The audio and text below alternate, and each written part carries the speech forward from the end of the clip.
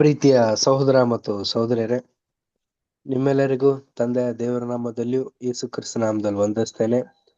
ತಂದೆಯ ದೇವರ ಒಂದು ಮಹಾಕೃಪೆ, ಒಂದು ಹೇರಳವಾದಂತಹ ದಯೆಯಿಂದ ಈ ಒಂದು ದಿನ ಬೆಳಗಿನಿಂದ ಸಾಯಂಕಾಲದವರೆಗೂ ಕಾದು ಕಾಪಾಡಿ ಈ ಒಂದು ಸಾಯಂಕಾಲದ ವೇಳೆಯಲ್ಲಿ ಸ್ವಲ್ಪ ಸಮಯ ದೇವರ ವಾಕ್ಯವನ್ನು ಧ್ಯಾನಿಸುವಂತ ಸುಮಧುರವಾದಂತ ಅವಕಾಶನ ತಂದೆಯ ದೇವರು ಏರ್ಪಾಟ್ ಮಾಡಿದ್ದಕ್ಕಾಗಿ ತಂದೆಯ ದೇವರಿಗೆ ನಾವು ಕೃತಜ್ಞತೆಯನ್ನ ಅರ್ಪಿಸುವಂತನಾಗಿರೋಣ. ಪ್ರಿಯ ಸಹೋದರ ಮತ್ತು ಸಹೋದರಿಯರೇ, ನಾವೆಲ್ಲರೂ ಒಮ್ಮನಸ್ಸಿನಿಂದ ಒಂದು ಪ್ರಾರ್ಥನೆ ಪೂರ್ವಕವಾಗಿ ಈ ಒಂದು ಕೂಟ ನಾವು ಆರಂಭ ಮಾಡೋಣ. ನಮ್ಮನ್ನ ಪ್ರಾರ್ಥನೆ ನಡೆಸಬೇಕಾಗಿ ಸಹೋದರಿಯಾದಂತ ಮಂಜಮ್ಮ ಸಿಸ್ಟರ್ನ ಕೇಳ್ಕೊಳ್ತೀನಿ. ಮಂಜಮ್ಮ ಸಿಸ್ಟರ್.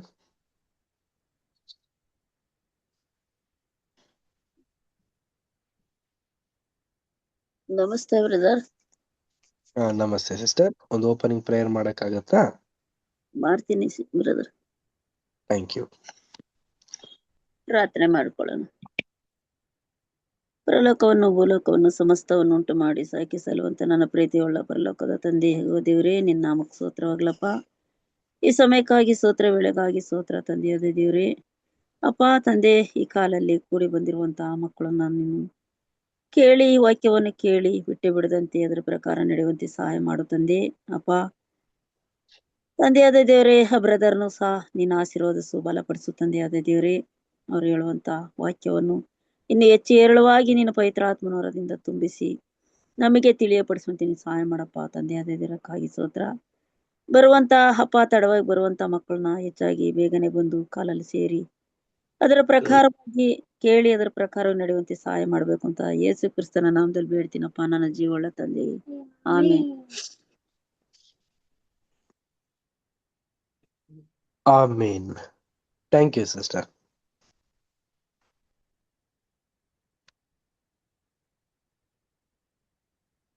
ಪ್ರೀತಿಯ ಸಹೋದರ ಮತ್ತು ಸಹೋದರಿಯರೇ, ನಾವು ಕಳೆದ ವಾರ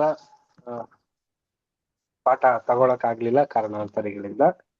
ಈ ಒಂದು ವಾರ ಲೈಫ್ ಆಫ್ ಕ್ರೈಸ್ಟ್ ಭಾಗ 2 ಕನ್ನಡದಲ್ಲಿ ಪೇಜ್ ನಂಬರ್ 209. ಈ ದಿನ ಒಂದು ವಿಶೇಷವಾದಂತ ಒಂದು ಪಾಠನ ನಾವು ನೋಡ್ತಾ ಇದ್ವಿ.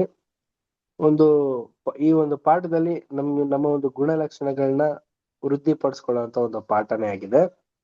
770 ಸಾರಿ ಕ್ಷಮಿಸು ಅನ್ನೋ ಒಂದು ಪಾಠ. ಪ್ರೀತಿಯ ಸಹೋದರ ಮತ್ತು ಸಹೋದರರೇ, ಈ ಒಂದು ಪಾಠದಲ್ಲಿ ನಮ್ಗೆ ಆತ್ಮಿಕವಾದಂತ ಒಂದು ಅರ್ಥ, ವಿಶೇಷವಾದಂತ ರೀತಿಯಲ್ಲಿ ನಮ್ಗೆ ಸತ್ಯಕ್ಕೆ ಅನುಗುಣವಾಗಿರುವಂತ ಒಂದು ಸನ್ನಿವೇಶದ ಒಂದು ಆಧಾರನ ಯೇಸು ಕ್ರಿಸ್ತರು ಇಲ್ಲಿ ನಮ್ಗೆ ತಿಳಿಸ್ತಾರೆ. ಸೊ ಇದು ಬಂದು ಪಾಠ ರೀಪ್ರಿಂಟ್ 5134 ಬರೆದಿರುವಂತ ಒಂದು ಪಾಠ ಆಗಿದೆ. ನೋಡೋಣ. 770 ಸಾರಿ ಕ್ಷಮಿಸು. ರೀಪ್ರಿಂಟ್ಸ್ ಪುಟ 5134. ಮತ್ತಾಯ 18:15-35 ವಚನ. ಒಬ್ಬರಿಗೊಬ್ಬರು ಉಪಕಾರಿಗಳಾಗಿಯೂ ಕರುಣೆ ಉಳ್ಳವರಾಗಿಯೂ ಕ್ಷಮಿಸುವವರಾಗಿಯೂ ಇರ್ರಿ. ದೇವರು ನಿಮಗೆ ಕ್ರಿಸ್ತನಲ್ಲಿ ಕ್ಷಮಿಸಿದ್ದಾನಲ್ಲ. ಎಫೆಸ 4:32 ವಚನ. ಈ ದಿನದ ಪಾಠವನ್ನು ಚೆನ್ನಾಗಿ ಕಲಿತುಕೊಳ್ಳುವುದು ಪ್ರತಿಯೊಬ್ಬ ನಿಜವಾದ ಕ್ರೈಸ್ತ ಜೀವಿತಕ್ಕೆ ಒಂದು ಆಶೀರ್ವಾದ, ಮತ್ತು ಇದು ಆತನಿಗೆ ನಿತ್ಯ ಜೀವ ಪಡೆಯುವುದನ್ನು ಖಚಿತಪಡಿಸುವುದೆಂದು ಹೇಳಬಹುದು. ಆತನು ದೇವರು ಬಯಸುವ ಅಗತ್ಯತೆಗಳಿಗೆ ಸಂಪೂರ್ಣವಾಗಿ ಹೊಂದಿಕೊಂಡವನಾಗಿರುವನು. ಸಹಜವಾಗಿ ಈ ಪಾಠವನ್ನು ತಮಗೆ ಅನ್ವಯಿಸಿಕೊಂಡು ಇತರರು ಈ ಮೂಲಕವಾಗಿ ಲಾಭ ಪಡೆಯಬಹುದಿದ್ದರೂ ಇದು ವಿಶೇಷವಾಗಿ ಪ್ರತಿಷ್ಠಿತರಿಗೆ, ಅಂದರೆ ಕ್ರಿಸ್ತನ ದೇಹವಾಗಿರುವ ಸಭೆಗೆ ಸಂಬಂಧಿಸುವುದಾಗಿರುವುದು. ಕ್ರಿಸ್ತನು ಇದರ ಶಿರಸ್ಸಾಗಿರುವುದನ್ನು. Thank you. ಪ್ರೀತಿಯ ಸಹೋದರ ಮತ್ತು ಸಹೋದರಿಯರೇ, 770 ಸಾರಿ ಕ್ಷಮಿಸುವಂತ ಒಂದು ಪಾಠನ ನಾವು ಇದನ್ನ ನೋಡ್ತಾ ಇದ್ವಿ. ನೋಡಿ, ನಮ್ಮ ರಕ್ಷಕರಾಗಿರುವಂತ ಯೇಸು ಕ್ರಿಸ್ತರು ನಮ್ಗೆ ಉಪದೇಶನ ಒಂದು ವಿಶೇಷವಾದಂತ ರೀತಿಯಲ್ಲಿ ಮಾಡಿದ್ದಾರೆ ಪ್ರಿಯರೇ. ಈ ಒಂದು ಪಾಠ ಇದನ್ನ ನಾವು ಕೇಳೋದ್ರಿಂದ ಇದನ್ನ ಚೆನ್ನಾಗಿ ನಾವು ಕಲಿಬೇಕು, ತಿಳ್ಕೋಬೇಕು. ಮತ್ತೆ ಪ್ರತಿಯೊಬ್ಬರ ಒಂದು ಜೀವನದಲ್ಲಿಯೂ ಕ್ರಿಸ್ತನಿಗೋಸ್ಕರ ಓಟನ ಓಡಲಿಕ್ಕೋಸ್ಕರ ಇಚ್ಛಿಸಿರುವಂತ ನಾವೆಲ್ಲರೂ ಈ ಒಂದು ಅಂಶನ ನಾವು ವೃದ್ಧಿಪಡಿಸ್ಕೊಂಡ್ರೆ ನಮ್ಗೆ ನಿತ್ಯ ಜೀವ ಸಿಗತ್ತಂತೆ ಪ್ರಿಯರೇ. ಇದು ಖಚಿತ ಪ್ರಿಯ ಸಹೋದರ ಮತ್ತು ಸಹೋದರರೇ. ಹಾಗೇನೆ ಈ ಒಂದು ಪಾಠದಲ್ಲಿರುವಂತ ಮೌಲ್ಯ, ಮತ್ತೆ ಈ ಒಂದು ಪಾಠದಲ್ಲಿರುವಂತ ಲಾಭ, ಮತ್ತೆ ಈ ಒಂದು ಪಾಠದಿಂದ ಕ್ರಿಸ್ತನ ಒಂದು ಶರೀರ ಆಗೋದಕ್ಕೆ ವಿಶೇಷವಾದಂತ ಒಂದು ಅವಕಾಶನ ನಮಗೆ ಕೊಟ್ಟಿದ್ದಾರೆ. ನೋಡಿ, ಇದು ಬರೀ ವ್ಯಕ್ತಿಗೆ ಅಂತ ಹೇಳ್ತಾ ಇರೋದಲ್ಲ, ಸಭೆಗೂ ಕೂಡ ಇದು ಹೇಳ್ತಾ ಇರೋದು ಪ್ರಿಯ ಸಹೋದರ ಮತ್ತು ಸಹೋದರರೇ. ಸೊ ಕ್ರಿಸ್ತನ ಒಂದು ಶರೀರ ಆಗ್ಬೇಕು, ಕ್ರಿಸ್ತನ ಒಂದು ಅಂಗಾಂಗದಲ್ಲಿ ನಾನು ಕೂಡ ಒಬ್ಬರಾಗ್ಬೇಕು ಅಂತ ಇಚ್ಛಿಸುವಂತ ನಾವೆಲ್ಲರೂ ಈ ಒಂದು ಕ್ಷಮಿಸುವಂತ ಒಂದು ಗುಣನ ನಾವು ಹೊಂದ್ಕೋಬೇಕು ಪ್ರಿಯರೇ. ಅದು ಹೇಗೆ ಹೊಂದ್ಕೊಳ್ಳೋದು? ಮುಂದಿನ ಪ್ಯಾರದಲ್ಲಿ ಹೇಳ್ತಾರೆ, ತನ್ನ ಹಿಂಬಾಲಕರಿಗೆ ಒಡೆಯನ ಆದೇಶವೇನೆಂದರೆ, ಒಬ್ಬ ಸಹೋದರನು ನಿನಗೆ ಹಾನಿ ಮಾಡಿದರೆ, ತಪ್ಪು ಮಾಡಿದರೆ, ಆ ವಿಷಯವನ್ನು ತೆಗೆದುಕೊಂಡು ನೀನೊಬ್ಬನೇ ಅವನ ಬಳಿಗೆ ಹೋಗಿ ಅದನ್ನು ಹರಿಸಿಕೊಂಡು ಒಂದು ಒಪ್ಪಂದಕ್ಕೆ, ಅಂದರೆ ಸಹಮತಕ್ಕೆ ಬರಲು ಪ್ರಯತ್ನಿಸು. ಇಲ್ಲಿ ವಿಷಯವನ್ನು ಬಹುವಾಗಿ ಅಪಾರ್ಥ ಮಾಡಿಕೊಳ್ಳುವ ಸಂಬಂಧವು ಅಧಿಕವಾಗಿರುವುದು. ಆದರೆ ಇದು ಸಾಕಾಗದಿದ್ದಲ್ಲಿ ಈ ಸಂಗತಿಯು ಸೂಕ್ಷ್ಮವೆಂದು ಪರಿಗಣಿಸಿ ನಿನ್ನೊಂದಿಗೆ ತಪ್ಪಿತಸ್ಥನ ಬಳಿಗೆ ಬರಲು ಇನ್ನೊಬ್ಬರನ್ನು ಕೇಳಿಕೊ. ಆದರೆ ಈ ಕಾರ್ಯದ ವಿಷಯವಾಗಿ ಏನು ಹೇಳದೆ ಅವರೇ ವಿಷಯವನ್ನು ಕೇಳಿ ನಿನಗೂ ಮತ್ತು ತಪ್ಪಿತಸ್ಥನಿಗೂ ಬುದ್ಧಿ ಹೇಳುವುದಕ್ಕೆ ಅವರ ಮನಸ್ಸುಗಳು ಮುಕ್ತವಾಗಿರಲಿ. Thank you. ಪ್ರೀತಿಯ ಸಹೋದರ ಮತ್ತು ಸಹೋದರರೇ, ಗಮನಿಸಬೇಕಾಗಿರುವಂತಹ ಒಂದು ಅಂಶ ನೋಡಿ, ನಾವೆಲ್ಲರೂ ಕೂಡ ಕ್ರಿಸ್ತನ ಹಿಂಬಾಲಕರು, ಮತ್ತೆ ಯೇಸು ಕ್ರಿಸ್ತರು ನಮ್ಗೆ ಗುರು ಆಗಿದ್ದಾರೆ. ನಾವೆಲ್ಲರೂ ಅವ್ರಿಗೆ ಏನಾಗಿದ್ದೀವಿ ಅಂತಂದ್ರೆ ಶಿಷ್ಯಂದಿರಾಗಿರೋದ್ರಿಂದ ನಮಗೆ ಸಹಜವಾಗಿ ಭೂಲೋಕದಲ್ಲಿ ನಾವು ಜೀವಿಸ್ತಾ ಇರೋದ್ರಿಂದ ತಪ್ಪು ಆಗಿರುವಂತ ಒಂದು ಸನ್ನಿವೇಶ ಬರುತ್ತೆ. ಆಗ ತಪ್ಪಾಗಿರೋದ್ರಿಂದ ನಾವು ಆ ವ್ಯಕ್ತಿನ ನಾವು ಸಂಧಿಸಿ ಏನು ಅನ್ನೋ ಒಂದು ಪ್ರಶ್ನೆಗೆ ಪರಿಹಾರನ ನಾವು ಕಂಡ್ಕೊಳ್ಳೋದಕ್ಕೆ ಇಚ್ಛಿಸ್ಬೇಕು. ಇನ್ ಕೇಸಸ್ ಏನಾದ್ರೂ ಆಗ್ಲಿಲ್ಲ, ಆ ವ್ಯಕ್ತಿ ಹತ್ರ ಉದಾಹರಣೆ ಯಾವುದೇ ರೀತಿಯ ಒಂದು ಮಾತಿನ ಶೈಲಿಲೇ ಆಗ್ಲಿ, ಯಾವುದೇ ರೀತಿಯ ಒಂದು ಕ್ರಿಯಾತ್ಮಕವಾದಂತ ಒಂದು ಸನ್ನಿವೇಶ ಆಗ್ಲಿ ನಡಿದೇ ಹೋದ ಪಕ್ಷದಲ್ಲಿ ಇನ್ನೊಬ್ಬ ವ್ಯಕ್ತಿನ ಕರ್ಕೊಂಡೋಗ್ಬೇಕು. ಆ ವ್ಯಕ್ತಿಗೆ ಈ ಒಂದು ಸನ್ನಿವೇಶನ ಅರಿವೇ ಇರಬಾರ್ದು. ಆ ವ್ಯಕ್ತಿನ ಕರ್ಕೊಂಡೋಗಿ ಕೂರಿಸಿ ನಮ್ ಕಡೆ ವಾದ ಅವ್ರ ಕಡೆ ವಾದನೆಲ್ಲ ಸೂಕ್ಷ್ಮವಾಗಿ ಕೇಳಿ ಆ ವ್ಯಕ್ತಿಯಿಂದ ಸಲಹೆನ ಪಡ್ಕೊಂಡು ಕೂಡ ಬಗೆನ ಹರಿಸ್ಕೊಳ್ಳೋದಕ್ಕೆ ಇಚ್ಛಿಸ್ಬೇಕು ಅಂತ ಅನ್ಬಿಟ್ಟು ನಮ್ಗೆ ಸಹೋದರ ರಜಲ್ ಬ್ರದರ್ ಅವರು ತುಂಬಾ ವಿಶೇಷವಾದಂತ ರೀತಿಯಲ್ಲಿ ನಮ್ಗೆ ಮನಹರಿಕೆನ ಮಾಡ್ತಾ ಇದಾರೆ ಪ್ರಿಯರೇ. ಸೊ ಇದ್ರಲ್ಲಿ ನಮ್ದೇನ ತಪ್ಪಿದ್ರೆ ನಾವು ಅವ್ರು ಹೇಳೋದನ್ನ ಕರೆಕ್ಟಾಗಿ ತಿಳ್ಕೋಬೇಕು, ಮತ್ತೆ ಅದನ್ನ ಸರಿಪಡಿಸ್ಕೊಳ್ಳೋದಕ್ಕೆ ಇಚ್ಛಿಸ್ಬೇಕಂತೆ. Next para Santosh brother read ಮಾಡ್ತೀರಾ? ಮಾಡ್ತೇನೆ ಬ್ರದರ್. Okay brother. ಈ ಇಬ್ಬರು ಸಹೋದರರು ಮಾಡಿದ ಒಪ್ಪಂದ ಮತ್ತು ಅವರ ಬುದ್ಧಿವಾದವನ್ನು ಇಬ್ಬರು ಅನುಸರಿಸುವವರಾಗಿರಬೇಕು.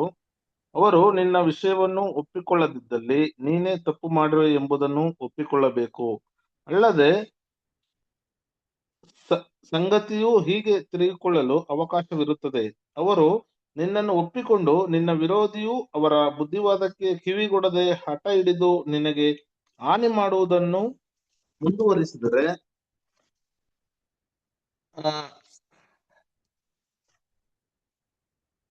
ಆಗ ನೀನು ಈ ಸಂಗತಿಯು ಇನ್ನು ಸಭೆಗೆ ತೆಗೆದುಕೊಂಡು ಹೋಗುವ ತೊಂದರೆ ತೆಗೆದುಕೊಳ್ಳುವಷ್ಟು ಹೆಚ್ಚಿನ ಮಹತ್ವದೆಂದು ಆಲೋಚಿಸಬಹುದು, ಮತ್ತು ನೀನು ಇದನ್ನು ಮಾಡುವುದಕ್ಕೆ ಸ್ವತಂತ್ರನು. ಈ ವಿಷಯದಲ್ಲಿ ಸಭೆಯ ತೀರ್ಪು ಅಂತಿಮವಾಗಿದ್ದು ಇಬ್ಬರು ಇದಕ್ಕೆ ಬದ್ಧರು. ಸಭೆಯ ಮಾತನ್ನು ಕೇಳಲು ನಿರಾಕರಿಸುವವನನ್ನು ಆತನು ಒಬ್ಬನು ಅನ್ಯನೆಂದು ಅವನೊಡನೆ ವರ್ತಿಸಬೇಕು, ಮತ್ತು ಇದು ಆತನಿಗೆ ಹಾನಿ ಮಾಡುವ ಅರ್ಥದಲ್ಲಿರಬಾರದು. ಆದರೆ ಅವನು ತನ್ನ ನಡೆಯನ್ನು ಬದಲಾಯಿಸಿಕೊಳ್ಳುವವರೆಗೂ ಅವನನ್ನು ಸಭೆಯ ಯಾವ ಸ್ಥಾನಕ್ಕಾದರೂ ಅಥವಾ ಗೌರವಕ್ಕಾದರೂ ನೇಮಿಸಬಾರದು. ದೈವಿಕ ನಿರ್ದೇಶನವು ಎಷ್ಟು ಸರಳವಾದದ್ದು! ಇದನ್ನು ಅನುಸರಿಸಿರುವುದರಿಂದ ಎಂತ ಆಶೀರ್ವಾದ ಬರುವುದು. Thank you. ಪ್ರಿಯ ಸಹೋದರ ಮತ್ತು ಸಹೋದರರೇ, ನೋಡಿ, ಇಬ್ರು ಸಹೋದರಗಳು ಜಗಳ ಆಗ್ಬಿಟ್ಟಿರುತ್ತೆ. ಈಗ ಇಬ್ರಲ್ಲೂ ಕೂಡ ಒಂದು ಒಪ್ಪಂದ ಬಂದಿರೋದಿಲ್ಲ. ಇನ್ನೊಬ್ಬ ವ್ಯಕ್ತಿ ಬಂದ್ಬಿಟ್ಟು ಅವರ ಒಂದು ಬುದ್ಧಿ ಮಾತನ್ನು ಕೂಡ ಹೇಳ್ತಾರಂತೆ. ಆ ಒಂದು ಬುದ್ಧಿ ಮಾತಲ್ಲೂ ಕೂಡ ಅವ್ರು ಒಪ್ಪಂದ ಮಾಡ್ಕೊಳ್ದೆ ಆ ತಪ್ಪನ್ನ ಅವರು ಗ್ರಹಿಸ್ಕೊಳ್ದೇನೆ, ಅಂಗೀಕರಿಸ್ಕೊಳ್ದೇನೆ ಇನ್ನು ಹೆಚ್ಚಾಗಿ ವಿರೋಧನ ಎತ್ಕೊಂಡು ಹೋಗ್ತಾ ಇದಾರೆ ಪ್ರಿಯ ಸಹೋದರ ಮತ್ತು ಸಹೋದರಿಯರೇ. ನೆಕ್ಸ್ಟ್ ನಾವು ಮಾಡ್ಬೇಕಾಗಿರುವಂತ ಕರ್ತವ್ಯ ಏನ್ ಗೊತ್ತಾ ಪ್ರಿಯ ಸಹೋದರ ಮತ್ತು ಸಹೋದರಿಯರೇ? ಈ ಒಂದು ಸಂಗತಿನ ತಗೊಂಡು ಸಭೆಗೆ ಹೋಗ್ಬೇಕಂತೆ ಪ್ರಿಯ ಸಹೋದರ ಮತ್ತು ಸಹೋದರಿಯರೇ. ನಾವು ಸಭೆಗೆ ಹೋಗಿ ಈ ಒಂದು ನಿರ್ಧಾರನ ಅಲ್ಲಿ ಮಾತಾಡ್ಬೇಕು. ಸಭೆಲೂ ಕೂಡ ಮಾತಾಡಿದಾಗ ಸಭೆಲಿರೋರು ಕೂಡ ಹೇಳಿರೋದನ್ನ ಅವರು ಕೇಳೋದಕ್ಕೆ ಇಚ್ಛಿಸ್ಬೇಕಂತೆ. ಅದೇ ಅಂತಿಮ ತೀರ್ಪಾಗಿರ್ಬೇಕು ಪ್ರಿಯ ಸಹೋದರ ಮತ್ತು ಸಹೋದರಿಯರೇ. ನೋಡ್ಬೇಕಾದ್ರೆ ನೋಡಿ, ಜಗಳ ಆಗೋದು ಸುಲಭ, ಆದ್ರೆ ಇತ್ಯರ್ಥ ಆಗೋದಿದೆಯಲ್ಲ ತುಂಬಾ ಕಷ್ಟಕರವಾದಂತ ಸನ್ನಿವೇಶ. ನೋಡ್ಬೇಕಾದ್ರೆ ಅವರ ಒಂದು ವರ್ತನೆ ಹೇಗಿರ್ಬೇಕು ಅಂತಂದ್ರೆ, ಸರಿಯಾದ ರೀತಿಯಲ್ಲಿ ಸಭೆ ಹೇಳೋದನ್ನ ಅವ್ರು ಕೇಳೋ ತರ ವರ್ತನೆ ಇರ್ಬೇಕು.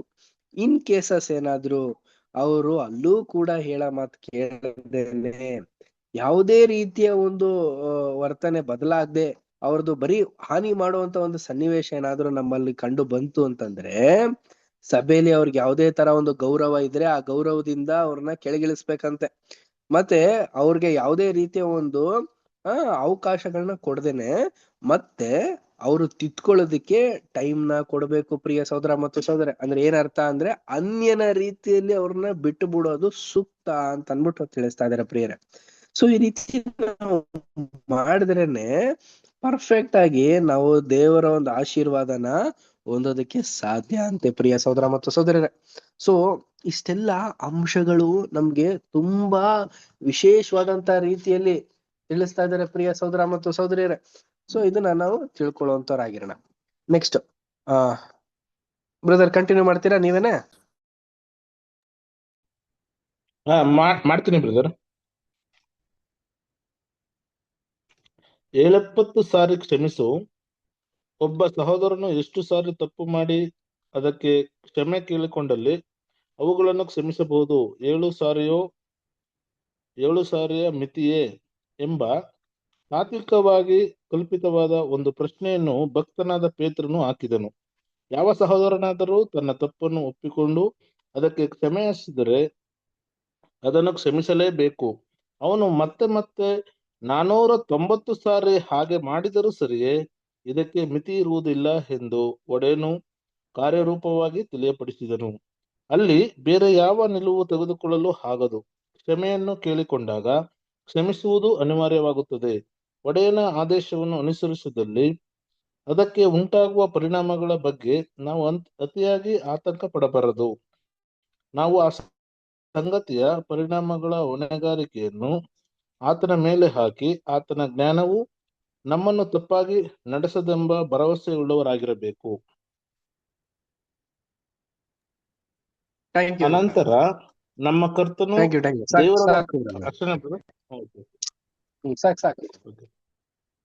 ಪ್ರೀತಿಯ ಸಹೋದರ ಮತ್ತು ಸಹೋದರಿಯರೇ, ನೋಡಿ ಈಗ ಯಾವ ರೀತಿ ಬಗೆಪಡಿಸ್ಕೊಳ್ಳೋದು, ಸಮಸ್ಯೆನ ಯಾವ ರೀತಿ ಬಗೆಪಡಿಸ್ಕೊಳ್ಳೋದು ಅನ್ನೋದ್ರ ಬಗ್ಗೆ ನಾವು ಇಷ್ಟೊತ್ತು ನಾವು ನೋಡಿದ್ವಿ.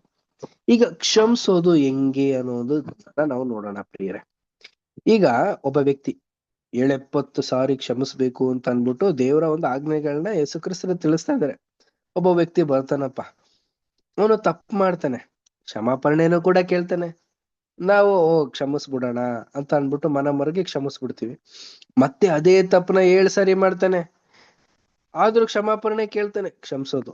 ಇದೇ ತರ ಇನ್ನು ಹೆಚ್ಚೆಚ್ಚಾಗಿ ಅಂದ್ರೆ ಲೆಕ್ಕಕ್ಕೆ ಹಾಕೊಳ್ಳೋಕ್ ಆಗದೆ ಇರೋ ಅಷ್ಟು ಅವನು ಕ್ಷಮಿಸಿ ಅಂತ ಕೇಳ್ತಾನೆ ಇದ್ರೆ ನಮ್ಮ ಒಂದು ನಿರ್ಧಾರ ಏನು ಅನ್ಬಿಟ್ಟು ಇಲ್ಲಿ ಪ್ರಶ್ನೆ ಕೇಳ್ತಾ ಇದಾರೆ. ನೋಡಿ, ಅವ್ರು ಕ್ಷಮಾಪಣೆ ಕೇಳಿದ್ರ, ಕ್ಷಮಿಸೋದು ನಮಗೊಂದು ಕರ್ತವ್ಯ, ಕ್ಷಮಿಸ್ಬಿಡ್ಬೇಕು, ಓಕೆನಾ? ಆದ್ರೆ ಪ್ರಿಯ ಸಹೋದರ ಮತ್ತು ಸಹೋದರಿಯರೇ, ಅದನ್ನ ನಾವು ಏನ್ ಮಾಡ್ಬೇಕು ಅಂತಂದ್ರೆ ಪ್ರಿಯ ಸಹೋದರ ಮತ್ತು ಸಹೋದರಿಯರೇ, ಆದಷ್ಟು ಅವರಿಂದ ದೂರ ಇರೋದು ತುಂಬಾ ಒಳ್ಳೇದು ಅನ್ಬಿಟ್ಟೆ ನಮ್ಗಿಲ್ಲಿ ತಿಳಿಸ್ತಾ ಇದಾರೆ. ಸೊ ಕ್ಷಮಿಸಿ ಅಂತ ಕೇಳಿದ ತಕ್ಷಣ ಕ್ಷಮಿಸೋದ್ರಲ್ಲಿ ಏನೋ ದೊಡ್ಡ ಇದೇನಿಲ್ಲ, ಅಟ್ಟ ಸಾಧಿಸ್ಬಾರ್ದು. ನಾವು ಕ್ಷಮಿಸ್ಬಿಟ್ಟು ಸುಮ್ನೆ ನಮ್ಮ ನಿರ್ಧಾರನ ಸೈಲೆಂಟ್ ಆಗಿರ್ಸೋದು ತುಂಬಾ ಒಳ್ಳೇದು ಪ್ರಿಯ ಸಹೋದರ ಮತ್ತು ಸಹೋದರರೇ. ನಮ್ಮ ಒಂದು ನಿಲುವು ಹೆಂಗಿರ್ಬೇಕು ಅಂದ್ರೆ, ಕ್ಷಮಿಸುವಂತ ಒಂದು ಗುಣನ ಹೊಂದಿರ್ಬೇಕೇ ಹೊರತು ಮತ್ತೆ ಅದರಿಂದ ನಾವು ಇನ್ನು ಹೆಚ್ಚಾದಂತ ಹಗೆತನನ ತರುವಂತ ಒಂದು ಗುಣ ನಮ್ಮಲ್ಲಿ ಇರಬಾರ್ದು. ಸೊ ಆ ಒಂದು ಹೊಣೆನ ಅವನೇ ಒಪ್ಕೊಂಡು ಆತನ ಒಂದು ಜೀವಿತದಲ್ಲಿ ಅವನೇ ಒಂದು ಸ್ವಭಾವನ ಧರಿಸ್ಕೊಳ್ಳೋದಕ್ಕಾಗತ್ತೆ. So next para next para ಇನ್ಯಾರ ಬಳಿ ಇದೆ text book brothers and sisters? Deepa sister.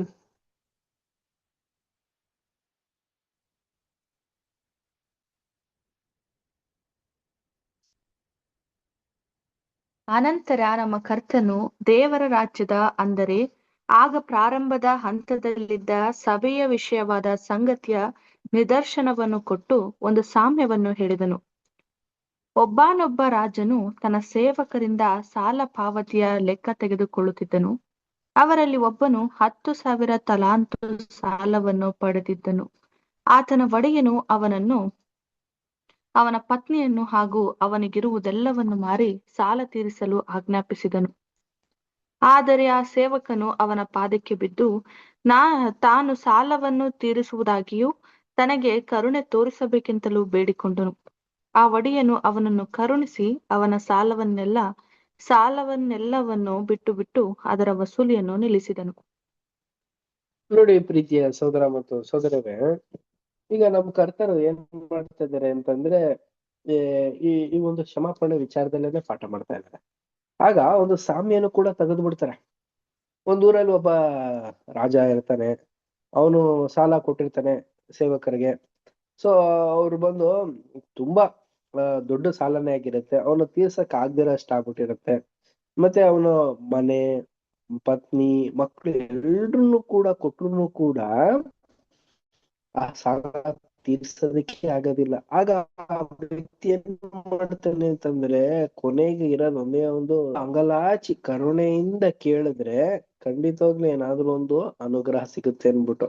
So ಆಗ ಒಡೆಯ ಏನ್ ಮಾಡ್ತಾನೆ ಅಂತಂದ್ರೆ, ಹೋಗ್ಲಿ ಬಿಡಪ್ಪ ಆಯ್ತು ಅಂತ ಅನ್ಬಿಟ್ಟು ಬಿಟ್ಬಿಡ್ತಾನೆ. ಸೊ ಹೀಗೇನೆ ಪ್ರಿಯ ಸಹೋದರ ಮತ್ತು ಸಹೋದರರೇ, ನಮ್ಮಲ್ಲಿ ಈ ಒಂದು ಸಾಮ್ಯ ಏನ್ ಅರ್ಥ ಅಂತಂದ್ರೆ, ನಮ್ಮ ಒಂದು ಎದುರುಗಡೆ ಇರುವಂತವ್ರು ಯಾರೇ ಆಗ್ಲಿ, ಬಲಿಷ್ಠರೇ ಆಗ್ಲಿ, ದುರ್ಬಲಿತರೇ ಆಗ್ಲಿ, ಸಮಪಾಲನಲ್ಲಿ ಇರುವಂತವ್ರೇ ಆಗ್ಲಿ, ಕ್ಷಮಾಪಣೆ ಕೇಳಿದ್ರು ಅಂದ್ರೆ ನಾವು ಕ್ಷಮಿಸ್ಲೇಬೇಕು ಪ್ರಿಯ ಸಹೋದರ ಮತ್ತು ಸಹೋದರರೇ. ಇದು ಕ್ರೈಸ್ತರಾಗಿರುವಂತ ನಮಗೆ ತಿಳ್ಕೊಂಡಿರುವಂತ ಒಂದು ವಿಶೇಷವಾದಂತ ಗುಣ. ಈ ಒಂದು ಗುಣನ ನಾವು ಯಾವುದೇ ಕಾರಣಕ್ಕೂ ಬಿಡಬಾರ್ದು. ನೆಕ್ಸ್ಟ್ ಪ್ಯಾರಾ ರೀಡ್ ಮಾಡೋಣ. ಆತನಿಗೆ 100 ಹಣ ಕೊಡಬೇಕಾಗಿದ್ದವನು. ಆ ಸೇವಕನು ಹೀಗೆ ಬಿಡುಗಡೆ ಹೊಂದಿ ಹೊರಗೆ ಬಂದು ತನಗೆ ಸಾಲ ತೀರಿಸಬೇಕಿದ್ದವರಲ್ಲಿ ಕೆಲವರನ್ನು ಹುಡುಕತೊಡಗಿ ತನಗೆ 100 ಹಣ ಕೊಡಬೇಕಿದ್ದ ಒಬ್ಬ ಜೊತೆ ಸೇವಕನನ್ನು ಹಿಡಿದನು. ಆ ಹಣವು ತಾನು ಕೊಡಬೇಕಿದ್ದುದಕ್ಕೆ ಹೋಲಿಸಿದಲ್ಲಿ ಅದು ಬಹು ಅಲ್ಪವಾಗಿತ್ತು. ಆತನು ತನ್ನ ಜೊತೆ ಸೇವಕನ ಕುತ್ತಿಗೆ ಹಿಡಿದು, ನೀನು ನನಗೆ ಕೊಡಬೇಕಾದ 100 ಹಣವನ್ನು ಕೊಡು ಎಂದು ಕೇಳಿದನು. ಆತನ ಜೊತೆ ಸೇವಕನು ಅವನ ಪಾದಕ್ಕೆ ಬಿದ್ದು ಕರುಣೆಯನ್ನು ಬೇಡಿಕೊಂಡು, ನನ್ನನ್ನು ಕರುಣಿಸು, ನಿನ್ನ ಸಾಲವನ್ನೆಲ್ಲ ತೀರಿಸುವೆನು ಎಂದು ಹೇಳಿದನು. ಆದರೆ ಅವನು ತಡಮಾಡದೆ ಅವನನ್ನು ಹಿಡಿಸಿ ಆ ಸಾಲವನ್ನೆಲ್ಲ ತೀರಿಸುವ ತನಕ ಅವನನ್ನು ಸೆರೆಮನೆಯಲ್ಲಿ ಹಾಕಿಸಿದನು. ಈ ಸಂಗತಿಯು ಕಡೆಯಲ್ಲಿ ಒಡೆಯನ ಕಿವಿಗೆ ಬಿತ್ತು. ಆತನು ಅವನನ್ನು ಕರೆಸಿ ಹೀಗೆ ಹೇಳಿದನು, ಎಲಾ ನೀಚನೇ, ನೀನು ನನ್ನನ್ನು ಬೇಡಿಕೊಂಡಿದ್ದರಿಂದ ಆ ಸಾಲವನ್ನೆಲ್ಲ ನಾನು ಬಿಟ್ಟು ಬಿಟ್ಟೆನಲ್ಲ. ನಾನು ನಿನ್ನನ್ನು ಕರುಣಿಸಿದ ಹಾಗೆ ನೀನೂ ಸಹ ನಿನ್ನ ಜೊತೆ ಸೇವಕನನ್ನು ಕರುಣಿಸಬಾರದಾಗಿತ್ತೆ ಎಂದು ಹೇಳಿದನು. ಮತ್ತು ಆತನು ಕೋಪಗೊಂಡು ಶಿಕ್ಷೆ ವಿಧಿಸಿ ಅವನು ತನ್ನ ಸಾಲವನ್ನೆಲ್ಲ ತೀರಿಸುವ ತನಕ ಅವನನ್ನು ಪೀಡಿಸುವವರ ಕೈಗೆ ಒಪ್ಪಿಸಿದನು ಅಂತಾರೆ. ಆತ್ಮೀಯ ಸಹೋದರ ಮತ್ತು ಸಹೋದರರೇ, ನೋಡ್ಬೇಕಾದ್ರೆ ಈ ವ್ಯಕ್ತಿನೇ ಆ ರಾಜನ ಹತ್ರ, ಒಡೆಯನ ಹತ್ರ ಸಾಲ ಮಾಡ್ಬಿಟ್ಟಿದ್ದಾನೆ. ಆದ್ರೆ ಈ ವ್ಯಕ್ತಿ ಇನ್ನೊಬ್ಬನಿಗೆ ಸಾಲ ಕೊಟ್ಬಿಟ್ಟಿದ್ದಾನೆ. ಏನಪ್ಪಾ ಅಂದ್ರೆ 100 ಹಣ ಅಷ್ಟು ಅನ್ಬಿಟ್ಟು. ಅಂದ್ರೆ ಇದು ತೀರ್ಸಕ್ ಆಗತ್ತಾ ಅಂದ್ರೆ ಆಗಿನ ಕಾಲದಲ್ಲಿ ತೀರ್ಸಕ್ ಆಗುವಂತ ಒಂದು ಹಣವಾಗಿತ್ತು ಅನ್ಬಿಟ್ಟು ಇಲ್ಲಿ ತಿಳಿಸ್ತಾ ಇದಾರೆ. ಇಲ್ಲಿ ಇವನು ಅವರಿಂದ ಬಿಡುಗಡೆ ಹೊಂದಿದ್ದಾನೆ, ಇವನು ಕೂಡ ಬಿಡುಗಡೆನ ಕೊಟ್ಬಿಡ್ಬೋದಾಗಿತ್ತಲ್ವಾ. ಇವನ್ ಬಿಡ್ಲಿಲ್ಲ, ತುಂಬಾ ಟಾರ್ಚರ್ ಕೊಡೋದಂತೆ, ಕೊಡು ಕೊಡು ಕೊಡು ಅಂತ ಅನ್ಬಿಟ್ಟು. ಸೊ ಅಲ್ಟಿಮೇಟ್ ಏನಾಗತ್ತೆ ಅಂದ್ಬಿಟ್ಟು ಈ ಒಂದು ಮಾತು ರಾಜನ್ ಗೊತ್ತಾಗಿ ರಾಜ ಏನ್ ಮಾಡ್ತಾನೆ ಅಂತಂದ್ರೆ ಇವನ್ನ ತುಂಬಾ ಬೈದು, ನೀನು ನನ್ ಸಾಲ ಕೊಡ್ಬೇಕಾಯ್ತಲ್ಲ, ವಜಾ ಮಾಡಿದ್ನಲ್ಲ, ಅದೆಲ್ಲ ಇಲ್ಲ, ಅದೆಲ್ಲ ಹಿಂದೆ ತಗೋದ್ಕೋಗ್ಬಿಟ್ಟಿದೀನಿ, ಈಗ ನೀನ್ ಕೊಡ್ಲೇಬೇಕು, ಹೋಗು ನಿನ್ನ ಪೀಡಿಸ್ ಅವ್ರ ಕೈ ಕೊಟ್ಬಿಟ್ಟಿದೀನಿ ಏನ್ಬಿಟ್ಟು ಹೇಳ್ತಾಳೆ. ಏನಿದ್ರ ಅರ್ಥ ಅಂದ್ರೆ ಪ್ರಿಯ ಸಹೋದರ ಮತ್ತು ಸಹೋದರಿಯರೇ, ನಾವು ಹೇಗೆ ಒಬ್ಬರ ಹತ್ರ ತಪ್ಪನ್ನ ಕ್ಷಮಾಪಣೆ ಕೇಳ್ತೀವೋ ಹಾಗೆ ಅವರು ಕೂಡ ಆ ಒಂದು ತಪ್ಪಿನ ಕ್ಷಮಾಪಣೆನ ಹೊಂದ್ಕೊಳ್ಳೋದಕ್ಕೆ ಯೋಗ್ಯರಾಗಿರ್ಬೇಕು ಪ್ರಿಯ ಸಹೋದರ ಮತ್ತು ಪ್ರಿಯರೇ.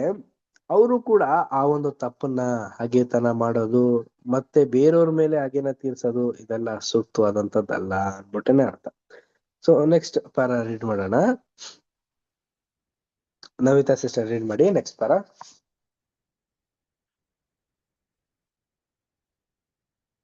Okay brother. ಇಲ್ಲಿ ಒಂದು ಮುಖ್ಯವಾದ ಪಾಠವಿರುವುದು. ಆ ಪಾಠವೇನು? ಅದೇನೆಂದರೆ, ಕ್ರಿಸ್ತನ ಸಲುವಾಗಿ ದೇವರು ನಮ್ಮನ್ನು ಕರುಣಿಸಬೇಕೆಂಬುದನ್ನು ಬಯಸುವಂತೆ ನಾವು ಒಬ್ಬರನ್ನೊಬ್ಬರು ಕರುಣಿಸುವವರಾಗಬೇಕು. ನಮ್ಮ ಪಠ್ಯಭಾಗದಲ್ಲಿ ಈ ಪಾಠವು ಚೆನ್ನಾಗಿ ವ್ಯಕ್ತವಾಗಿರುವುದು. ದೇವರು ನಮ್ಮನ್ನು ಕ್ರಿಸ್ತನಲ್ಲಿ ಕ್ಷಮಿಸಿದಂತೆ, ಅಲ್ಲದೆ ಅನುದಿನವೂ ನಮ್ಮ ತಪ್ಪುಗಳನ್ನು ಕ್ಷಮಿಸುವುದನ್ನು ಮುಂದುವರಿಸಿರುವಂತೆ ನಾವು ಒಬ್ಬರಿಗೊಬ್ಬರು ಕರುಣಿಸುವವರು, ಅಂದರೆ ಮೃದುವಾದ ಹೃದಯವುಳ್ಳವರು ಆಗಿರಬೇಕು. ಇತರರು ನಮಗೆ ಮಾಡಿದ ತಪ್ಪುಗಳನ್ನು ನಾವು ಮಾಡಿರುವ ತಪ್ಪುಗಳಿಗೆ ಹೋಲಿಸಿದ್ದಲ್ಲಿ ಅವು ನಿಜವಾಗಿಯೂ ಅಲ್ಪವಾದವುಗಳು. ಆದುದರಿಂದ ನಮ್ಮನ್ನು ಕೇಳಿಕೊಳ್ಳುವವರೆಲ್ಲರನ್ನು ಏಳೆಪ್ಪತ್ತುವರೆಗೂ ಕ್ಷಮಿಸುವುದಕ್ಕೆ ಹೆಚ್ಚು ಮನಸ್ಸುಳ್ಳವರಾಗಿರಬೇಕು. ಹೀಗೆ ಕರುಣೆ ತೋರಿಸುವುದನ್ನು ಅಭ್ಯಸಿಸುವಲ್ಲಿ ನಾವು ದೈವಿಕ ಗುಣವನ್ನು ಅನುಕರಣೆ ಮಾಡುವವರಾಗುತ್ತೇವೆ. ನಮ್ಮ ಹೃದಯದಲ್ಲಿ ಹಾಗೂ ಜೀವಿತದಲ್ಲಿ ಅದರ ಪ್ರಭಾವವು ಘನತೆಯನ್ನುಂಟು ಮಾಡುವಂಥದ್ದು. ನಮ್ಮ ಕರ್ತನಾದ ಯೇಸುವು ತಂದೆಯ ವ್ಯಕ್ತಿತ್ವದ ಪ್ರತಿರೂಪವಾಗಿರುವನು ಮತ್ತು ನಾವು ಈ ಉದಾರ ಭಾವ ಮತ್ತು ಪ್ರೀತಿಯ ಗುಣಗಳನ್ನು ಅನುಕರಣೆ ಮಾಡುವಲ್ಲಿ ಅಧಿಕವಾಗಿ ಕ್ರಿಸ್ತನ ಹೋಲಿಕೆಗೆ ಬರುವವರಾಗುತ್ತೇವೆ ಮತ್ತು ಹೀಗಾಗಿ ಹೆಚ್ಚಾಗಿ ದೇವರ ಹೋಲಿಕೆಗೆ ಬರುತ್ತೇವೆ. Thank you sister. ಪ್ರಿಯ ಸಹೋದರ ಮತ್ತು ಸಹೋದರರೇ, ಇಷ್ಟೆಲ್ಲ ಅಂಶಗಳನ್ನ ನಾವು ನೋಡ್ಬೇಕಾದ್ರೆ ಇಲ್ಲಿ ಮುಖ್ಯವಾದಂತ ಪಾಠ ಇದೆ. ಏನದು ಮುಖ್ಯವಾದಂತ ಪಾಠ ಅಂತಂದ್ರೆ, ಹೇಗೆ ಯೇಸು ಕ್ರಿಸ್ತರು ಎಲ್ರನ್ನೂ ಕ್ಷಮಿಸಿದ್ರು, ಆ ಒಂದು ಕ್ಷಮಾಪಣೆ ಗುಣನ ಅವ್ರು ಹೇಗೆ ಹೊಂದಿಕೊಂಡಿದ್ರು ಅದೇ ತರ ಒಂದು ಗುಣ, ಕರುಣೆ ಅನ್ನೋ ಒಂದು ಗುಣ, ಕ್ಷಮಿಸುವಂತ ಒಂದು ಗುಣ ತಪ್ಪಿದ್ದಲ್ಲೂ ಕೂಡ ಆ ಒಂದು ತಪ್ಪನ್ನ ಕ್ಷಮಿಸುವಂತ ಒಂದು ಮನೋಭಾವನ ನಾವು ವೃದ್ಧಿಪಡಿಸ್ಕೋಬೇಕು ಪ್ರಿಯ ಸಹೋದರ ಮತ್ತು ಸಹೋದರರೇ. ಸೊ ಎಲ್ಲಾ ಒಂದು ವಿಚಾರನೂ ಕೂಡ ಹಾಗೆ ಮಾಡೋದಲ್ಲ ರೀ.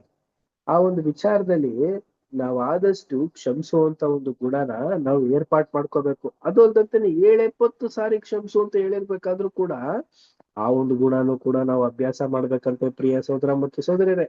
ಇಂಥ ಒಂದು ಗುಣನ ನಾವು ಅಭ್ಯಾಸ ಮಾಡಿದ್ರೆ ನಾವು ದೈವಿಕವಾದಂತ ಗುಣನ ಅನುಕರಣೆ ಎಲ್ಲವನ್ನು ಹೃದಯದಲ್ಲಿ ಆಗ್ಲಿ ಜೀವಿತದಲ್ಲಿ ನಾವು ತುಂಬಾ ವಿಶೇಷವಾದಂತ ಒಂದು ಗುಣಗಳನ್ನ ಹೊಂದ್ಕೊಳ್ಳೋದಕ್ ಸಾಧ್ಯ ಆಗಿರುತ್ತೆ. ಆಮೇಲಿಂದ ನಮ್ ಕರ್ತರನ್ನ, ನಮ್ ತಂದೆಯ ಒಂದು ರೂಪನ ನಾವು ಧರಿಸ್ಕೊಳ್ಳೋದಕ್ ಸಾಧ್ಯ ಆಗಿರುತ್ತೆ ಪ್ರೀತಿಯ ಸಹೋದರ ಮತ್ತು ಸಹೋದರ. ಯಾಕೆ ಇಲ್ಲಿ ಈ ಒಂದು ಪಾಯಿಂಟ್ ನಲ್ಲಿ ಉಲ್ಲೇಖ ಮಾಡ್ತಾ ಇದ್ದಾರೆ ಅಂತಂದ್ರೆ, ಮಾನವರಾಗಿರುವಂತ ನಾವು ತಂದೆ ದೇವ್ರಿಗೆ ಯೇಸು ಕ್ರಿಸ್ತರಿಗೆ ಎಷ್ಟೆಲ್ಲಾ ನಾವು ಕಷ್ಟನ ಕೊಟ್ಟಿದೀವಿ ಅಂತಂದ್ರೆ, ಹಲವಾರು ರೀತಿಯಲ್ಲಿ ತಂದೆ ದೇವ್ರಿಗೆ ನಾವು ಆ ನೋವನ್ನ ಕೊಟ್ಟಿದೀವಿ. ಯೇಸು ಕ್ರಿಸ್ತರಿಗೂ ಕೂಡ ಅಷ್ಟೆಲ್ಲ ನಾವು ಅಪಮಾನನ ಹೊಂದಿಸಿದೀವಿ. ಆದ್ರೂ ಕೂಡ ಅವರಲ್ಲಿ ಅಷ್ಟು ಬಲ ಶಕ್ತಿ ಇದ್ರೂ ಕೂಡ ಅವರು ನಮ್ಮ ಮೇಲೆ ಏನ್ ತೋರ್ಸಿದ್ರು ಅಂದ್ರೆ ಕೋಪನ ತೋರ್ಸಿಲ್ಲ ರೀ, ಬರೀ ಪ್ರೀತಿನೇ ತೋರ್ಸಿದ್ರು. ಆದ್ರಿಂದ ನಾವು ಕೂಡ ಈ ಒಂದು ಪಾಠನ ವೃದ್ಧಿಪಡಿಸ್ಕೊಂಡು ನಮ್ಮ ಒಂದು ಗುಣಗಳನ್ನ ಅವರ ರೀತಿಯಲ್ಲಿ ಅನುಕರಣ ಮಾಡ್ಕೊಂಡ್ರೆ ಪ್ರಿಯ ಸಹೋದರ ಮತ್ತು ಸಹೋದರರೇ, ನಾವು ಕ್ರಿಸ್ತನ ಹೋಲಿಕೆ ಆಗ್ತೀವಿ. ತಂದೆಯ ದೇವ್ರಿಗೆ ನಾವು ಮೈ ಮೇಲೆ ತರಿಸ್ತೀವಿ, ತಂದೆಯ ದೇವ್ರಿಗೆ ಹೋಲಿಕೆ ಆಗ್ತೀವಿ ರೀ. ನೆಕ್ಸ್ಟ್ ಪ್ಯಾರ ರೀಡ್ ಮಾಡೋಣ. Next para Santosh brother read ಮಾಡ್ತೀರಾ? ಮಾಡ್ತೀನಿ ಬ್ರದರ್. ದೇವರು ನಿಮಗೆ ಸಹ ಮಾಡಿದಂತೆ ದೇವರು ಕ್ರಿಸ್ತನ ದೇಹದ ಅಂಗಗಳಾಗಿರುವ ಸಭೆಯೊಂದಿಗೆ ನಡಕೊಳ್ಳಲು ಅನುಸರಿಸುವ ತತ್ವಗಳ ವಿಷಯವಾಗಿ ತನ್ನ ಸಾಮ್ಯವು ಬೋಧಿಸುವುದೆಂದು ನಮ್ಮ ಕರ್ತನಾದ ಯೇಸುವು ವಿವರಿಸಿ ಹೇಳಿರುವನು. ಅವರು ಕ್ರೂರಿಗಳು, ಅನುಕಂಪವಿಲ್ಲದವರು ಆಗಿ ತಮ್ಮ ಸಹೋದರರಿಂದ ನ್ಯಾಯದ ವಿಷಯದಲ್ಲಿ ಕಠಿಣವಾಗಿ ಲೆಕ್ಕ ತೆಗೆದುಕೊಳ್ಳುವರಾದಲ್ಲಿ ಆಗ ಪರಲೋಕದಲ್ಲಿರುವ ತಂದೆಯು ಸಹ ಅವರ ವಿಷಯವಾಗಿಯೂ ಹಾಗೆಯೇ ನಡೆದುಕೊಳ್ಳುವನಾಗಿ ಅವರ ದೋಷಗಳೆಲ್ಲವುಗಳ ವಿಷಯವಾಗಿ ಲೆಕ್ಕ ತೆಗೆದುಕೊಳ್ಳುವನು. ದೇವಜನರು ಈ ಪಾಠದ ಪ್ರಬಲತೆಯನ್ನು ಮನಗಂಡವರಾದಲ್ಲಿ ಸಹೋದರರ ತಪ್ಪು ದೋಷಗಳನ್ನು ಬಹು ಉದಾರವಾಗಿ ಮತ್ತು ಬಹು ಸಾಧಾರಣವಾಗಿ ಕ್ಷಮಿಸುವ ಅಭ್ಯಾಸವನ್ನು ಬಳಕೆಗೆ ತಂದುಕೊಳ್ಳುವರಾಗುವರು. ಯಾಕೆಂದರೆ ಪರಲೋಕದ ತಂದೆಯು ನಮ್ಮ ದೋಷಗಳೆಲ್ಲವುಗಳ ವಿಷಯವಾಗಿ ಪೂರ್ಣವಾಗಿ ಶಿಕ್ಷಿಸುವನಾಗಿ ಅವುಗಳಲ್ಲಿ ಯಾವುದನ್ನು ಕ್ಷಮಿಸಲು ನಿರಾಕರಿಸಿದರೆ ನಮ್ಮಲ್ಲಿ ಯಾರು ಅದನ್ನು ಭರಿಸಲು ಸಮರ್ಥರಾಗುವರು? ನೆಕ್ಸ್ಟ್ ಪೇರನ ಓದ್ಲಾ? ಓದ್ಬಿಡಿ ಬ್ರದರ್, ಅಲ್ಲೂ ಒಂದು ಪಾಯಿಂಟ್ ಇದೆ. ನಾವು ದೇವರ ಕನಿಕರವನ್ನು ಮನಗಂಡವರಾಗಿರುವ ಎಂಬುದನ್ನು ಆತನ ಗುಣಲಕ್ಷಣಗಳನ್ನು ಕುಳಿತುಕೊಂಡವರಾಗಿ ನಂಬಿಕಸ್ಥರ ಮನೆತನದವರ ವಿಷಯವಾಗಿ ಹೆಚ್ಚೆಚ್ಚು ಕನಿಕರ ಉಳ್ಳವರಾಗಿಯೂ ಉದಾರಿಗಳಾಗಿಯೂ ಇರುವುದರ ಮೂಲಕ ನಾವು ತೋರಿಸಿಕೊಡುವವರಾಗಿರುವೆವು. ನಾವು ಸಹೋದರರ ವಿಷಯದಲ್ಲಿ ಕನಿಕರ ಉಳ್ಳವರಾದಲ್ಲಿ ಸಹಜವಾಗಿಯೇ ನಾವು ಮನುಷ್ಯರೆಲ್ಲರ ವಿಷಯವಾಗಿಯೂ ಉದಾರಿಗಳಾಗಿ ಇರುವೆವು. ಇನ್ನೊಂದು ರೀತಿಯಲ್ಲಿ ಹೇಳುವುದಾದರೆ, ನಾವು ನಮ್ಮ ದೋಷ ಬಲಹೀನತೆಗಳ ವಿಷಯವಾಗಿ ನೆನೆದು ಅವುಗಳ ವಿಷಯವಾಗಿ ಮನಗಂಡವರಾದರೆ ಅದು ನಮ್ಮನ್ನು ಸಹೋದರರ ವಿಷಯದಲ್ಲಿಯೂ ಮಾತ್ರವಲ್ಲದೆ ಮನುಕುಲದವರೆಲ್ಲರ ವಿಷಯವಾಗಿಯೂ ಅನುಕಂಪವುಳ್ಳವರಾಗಿರುವಂತೆ ಮಾಡುವುದು. ದೇವರು ಇದರಲ್ಲಿ ಸಂತೋಷಿಸುವನು. ಪವಿತ್ರಾತ್ಮನ ಈ ಕೃಪಾವರಗಳನ್ನು ತಮ್ಮಲ್ಲಿ ಬೆಳೆಸಿಕೊಳ್ಳುವಂತವರು ಕರ್ತನ ದೃಷ್ಟಿಯಲ್ಲಿ ಮೆಚ್ಚುಗೆಯಾಗಿರುವರು ಮತ್ತು ಅವರು ಆ ಮೂಲಕವಾಗಿ ಯೇಸುವಿನೊಡನೆ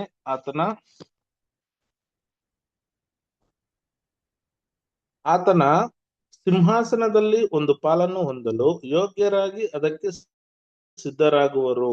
ಯಾಕೆಂದರೆ ಸ್ಪಷ್ಟವಾದ ಜ್ಞಾನ ಮತ್ತು ಅಲ್ಲಿ ಒದಗಿಸಲಾಗುವ ಸಹಾಯದ ಮೂಲಕ ದೈವಾನುಗ್ರಹ ಮತ್ತು ಆಶೀರ್ವಾದಗಳಿಗೆ ಮರಳಿ ಬರುವ ಮನುಕುಲದ ಸಾವಿರಾರು ಜನರಿಗೆ ಕರುಣೆ ತೋರಿಸುವ ಉದ್ದೇಶಕ್ಕಾಗಿಯೇ ಮೆಸ್ಸಿಯನ ಆ ಮಹಾರಾಜ್ಯವು ಸ್ಥಾಪಿತವಾಗುವುದು. Thank you brother. Thank you brother. ಪ್ರೀತಿಯ ಸಹೋದರ ಮತ್ತು ಸಹೋದರರೇ, ಈಗ ದೇವ್ರಿಗೂ ಮತ್ತೆ ಕ್ರಿಸ್ತನ್ಗೂ ನಾವೀಗ ಏನಾಗ್ತಾ ಇದೀವಿ ಅಂತಂದ್ರೆ ಒಂದು ಅಂಗಾಂಗಗಳಾಗುವ ರೀತಿಯಲ್ಲಿ ಸಭೆ ಏನಾಗಿದೆ ಅಂತಂದ್ರೆ ವಿಶೇಷವಾದಂತ ತತ್ವಗಳನ್ನ ಅನುಸರಿಸ್ತಾ ಇದೆ ಪ್ರಿಯರೇ. ಅದರಲ್ಲೂ ಕೂಡ ಇದು ಒಂದು ತತ್ವ, ಅಂದ್ರೆ ತುಂಬಾ ವಿಶೇಷವಾದಂತ ಒಂದು ತತ್ವ ಅಂತಂದ್ರೆ ಕ್ಷಮಿಸುವಂತ ಗುಣ ಅಷ್ಟೊಂದು ಶ್ರೇಷ್ಠವಾದದ್ದು ಅಂದ್ಬಿಟ್ಟು ಇಲ್ಲಿ ಬಿಂಬಿಸ್ತಾ ಇದ್ದಾರೆ. ನೋಡಿ ಪ್ರಿಯ ಸಹೋದರ ಮತ್ತು ಸಹೋದರರೇ, ನಾವು ದೋಷಿಗಳು, ಅಲ್ಪರು, ಅಯೋಗ್ಯರಾಗಿರುವಂತವ್ರ ನಮ್ಮನ್ನ ದೇವ ಜನರು ಈ ಒಂದು ಪಾಠಗಳನ್ನ ಕೇಳಿ ತುಂಬಾ ಶ್ರೇಷ್ಠವಾದಂತ ಒಂದು ಜನಾಂಗವಾಗಿ ನಮ್ಮನ್ನ ಮಾರ್ಪಾಟ್ ಮಾಡೋದಕ್ಕೋಸ್ಕರ ತಪ್ಪನ್ನ ಕ್ಷಮಿಸುವಂತ ಒಂದು ಮನೋಭಾವನ ವೃದ್ಧಿಪಡಿಸ್ಕೊಳ್ಳಿ ಅನ್ಬಿಟ್ಟು ಹೇಳ್ತಾ ಇದಾರೆ. ಯಾಕೆಂದ್ರೆ ಪರಲೋಕದಲ್ಲಿರುವಂತ ತಂದೆಯ ದೇವರು ಕೂಡ ಈ ಒಂದು ದೋಷಿಗಳ ಮೇಲೆ ನಾನು ಕ್ಷಮಿಸೋದಿಲ್ಲ ಅಂತ ಅನ್ಬಿಟ್ಟು ಅವ್ರು ಅನ್ಕೊಳ್ಳಿಲ್ಲ ರೀ. ಆದ್ರೂ ಕೂಡ ನಮ್ಮನ್ನ ಕ್ಷಮಿಸಿ ನಮ್ಗೆ ಕೃಪೆನ ಅನುಗ್ರಹಿಸಿದ್ರು ಪ್ರಿಯ ಸಹೋದರ ಮತ್ತು ಸಹೋದರರೇ. ಹೀಗಿರೋದ್ರಿಂದ ದೇವ್ರೇ ನಮ್ನ ಕನಿಕರಿಸಿರ್ಬೇಕಾದ್ರೆ ಅಂದ್ರೆ ತಂದೆಯ ದೇವ್ರೇ ನಮ್ನ ಕನಿಕರಿಸಿರ್ಬೇಕಾದ್ರೆ ನಾವು ಕೂಡ ಈ ಮನುಷ್ಯರು ನಮ್ಮ ಸಂಘಟನೆಯಲ್ಲಿರುವಂತ ನಮ್ಮ ಒಂದು ಶಕ್ತಿಶಾಲಿಗೆ ಅನುಗುಣವಾಗಿರುವಂತ ಮನುಷ್ಯರಲ್ಲೂ ಕೂಡ ನಾವು ಈ ಒಂದು ಗುಣನ ವೃದ್ಧಿಪಡಿಸ್ಕೋಬೇಕು ಪ್ರಿಯ ಸಹೋದರ ಮತ್ತು ಸಹೋದರಿಯರೇ. ಕನಿಕರನ ಉಳ್ಳವಂತವ್ರು ಮತ್ತೆ ಕನಿಕರನ ಹೊಂದುವಂತವ್ರು ಹೆಚ್ಚೆಚ್ಚಾಗಿ ನಾವು ಈ ಒಂದು ಗುಣನ ವೃದ್ಧಿಪಡಿಸ್ಕೋಬೇಕಂತೆ. ಅದಾದ್ಮೇಲೆ ಸಹಜವಾಗಿ ನಾವು ಮನುಷ್ಯರಾಗಿರೋದ್ರಿಂದ ನಾವು ದುರ್ಬಲರಾಗಿ ಇರ್ತೀವಿ ಖಂಡಿತ. ಆದ್ರೆ ನಮ್ಮ ಒಂದು ಜೀವನದಲ್ಲಿ ದೇವರ ವಾಕ್ಯಗಳನ್ನ ಕೇಳ್ತಾ ದೇವರ ವಾಕ್ಯದ ಪ್ರಕಾರ ನಾವು ನಡೀತಾ ಈ ಒಂದು ಅನುಕಂಪ ಮತ್ತೆ ಈ ಒಂದು ಕನಿಕರ, ಈ ಒಂದು ಕ್ಷಮಿಸುವಂತ ಒಂದು ಗುಣ, ಇದೆಲ್ಲ ನಾವು ಹೆಚ್ಚೆಚ್ಚಾಗಿ ಸಂತೋಷದಿಂದ ಮಾಡೋದಕ್ಕೆ ಉತ್ಸಾಹ ಭರಿತವಾಗಿರ್ಬೇಕಂತೆ ಪ್ರಿಯರೇ. ಹಾಗೇನೆ ನಮ್ಗೆ ಕೊಟ್ಟಿರೋದು ಪವಿತ್ರಾತ್ಮನ ಶಕ್ತಿ, ತಂದೆ ದೇವರಿಂದ ಯೇಸು ಕ್ರಿಸ್ತನ ನೋಡುವಂತ ಆ ಒಂದು ಶಕ್ತಿಯಿಂದ ನಾವಿನ್ನು ಹೆಚ್ಚೆಚ್ಚಾಗಿ ಬೆಳಿಬೇಕೇ ಹೊರತು ಕುಂದೋಗ್ಬಾರ್ದು ಪ್ರಿಯ ಸಹೋದರ ಮತ್ತು ಸಹೋದರರೇ. ಡೇ 1 ಅಲ್ಲಿ ಇದ್ದಂತ ಒಂದು ಆಸಕ್ತಿ, ಡೇ 1 ಅಲ್ಲಿ ಇದ್ದಂತ ಒಂದು ವೈರಾಗ್ಯ ಅದು ಸಾಯೋವರೆಗೂ ಹಿಡ್ಕೊಂಡಿರ್ಬೇಕು ಪ್ರಿಯರೇ. ನಮ್ಗೆ ಅನುಕೂಲವಾಗಿರುವಂತ ಸಮಯನೇ ಆಗ್ಲಿ ಅನಾನುಕೂಲವಾದಂತ ಒಂದು ಸಮಯನೇ ಆಗ್ಲಿ ನಾವು ವಾಕ್ಯದ ಪ್ರಕಾರ ಮಾತ್ರ ಪರ್ಫಾರ್ಮೆನ್ಸ್ ಅಂದ್ರೆ ಪ್ರಾರಿಟಿ, ವಾಕ್ಯದ ಪ್ರಕಾರ ಮಾತ್ರ ನಾವು ನಡೆಯೋದಕ್ಕೋಸ್ಕರ ಹೋಗ್ಬೇಕೇ ಹೊರತು ವಾಕ್ಯದ ವಿರೋಧವಾಗಿ ನಾವು ನಡೆಯೋದಕ್ಕೆ ಹೋಗ್ಬಾರ್ದು ಪ್ರಿಯರೇ. ನೋಡಿ, ಸಿಂಹಾಸನನ ದೇವ್ರು ನಮಗ್ ಕೊಡ್ತಾ ಇರೋದು ಪ್ರಿಯರೇ. ಆಲ್ರೆಡಿ ಎಲ್ಲ ರೆಡಿ ಮಾಡಿ ಮಡಗ್ಬಿಟ್ಟಿದಾರೆ ಲ್ಯಾಕ್ ಅಂಡ್ 44. ಅಂತ ಒಂದು ಸ್ಥಳದಲ್ಲಿ ನಾವು ಕೂತ್ಕೋಬೇಕಂದ್ರೆ ಅದಕ್ಕೆ ಯೋಗ್ಯವಾಗಿರ್ಬೇಕು. ಆ ಯೋಗ್ಯತೆನ ಈಗ ಇಲ್ಲಿ ಭೂಲೋಕದಲ್ಲಿ ಜ್ಞಾನನ ಪಡ್ಕೋಬೇಕು. ಆ ಜ್ಞಾನವಂತರಾಗಿದ್ರೇನೆ ಆ ಒಂದು ಆಶೀರ್ವಾದನ, ಆ ಒಂದು ವಿಶೇಷವಾದಂತ ಒಂದು ಸಂಗತಿನ ಹೊಂದೋದಕ್ ಸಾಧ್ಯ. ಯಾಕೆಂದ್ರೆ ತಂದೆ ದೇವರು ಶಂಸೋ ಗುಣ ಇತ್ತು ರೀ, ಯೇಸು ಕ್ರಿಸ್ತರಿಗೂ ಕ್ಷಮಿಸೋ ಗುಣ ಇತ್ತು.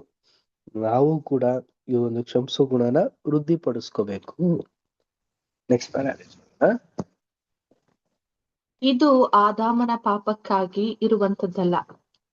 ಈ ಸಾಮ್ಯವು ಆದಾಮನು ಮಾಡಿದ ಪಾಪಕ್ಕಾಗುವ ದೈವಿಕ ಕ್ಷಮೆಯನ್ನು ಉಲ್ಲೇಖಿಸುವುದೆಂದು ನಾವು ಅರ್ಥ ಮಾಡಿಕೊಳ್ಳಲಾಗದು.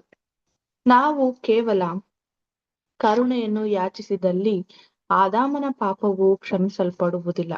ಆದಾಮ ಮತ್ತು ಇಡೀ ಮನುಕುಲವು ಕರುಣೆಯನ್ನು ಹೊಂದುವುದಕ್ಕೆ ಕರೆಯಲ್ಪಟ್ಟಿರಬಹುದಾದರೂ ಯೇಸುವಿನ ಹಾಗೂ ಆತನ ರಕ್ತದ ಮೇಲಿನ ನಂಬಿಕೆ ಮೂಲಕವಾಗಿ ದೇವರು ಮಾಡಿರುವ ಏರ್ಪಾಡಿನ ಹೊರತು ಯಾರೂ ಕರುಣೆಯನ್ನು ಹೊಂದಲಾರರು.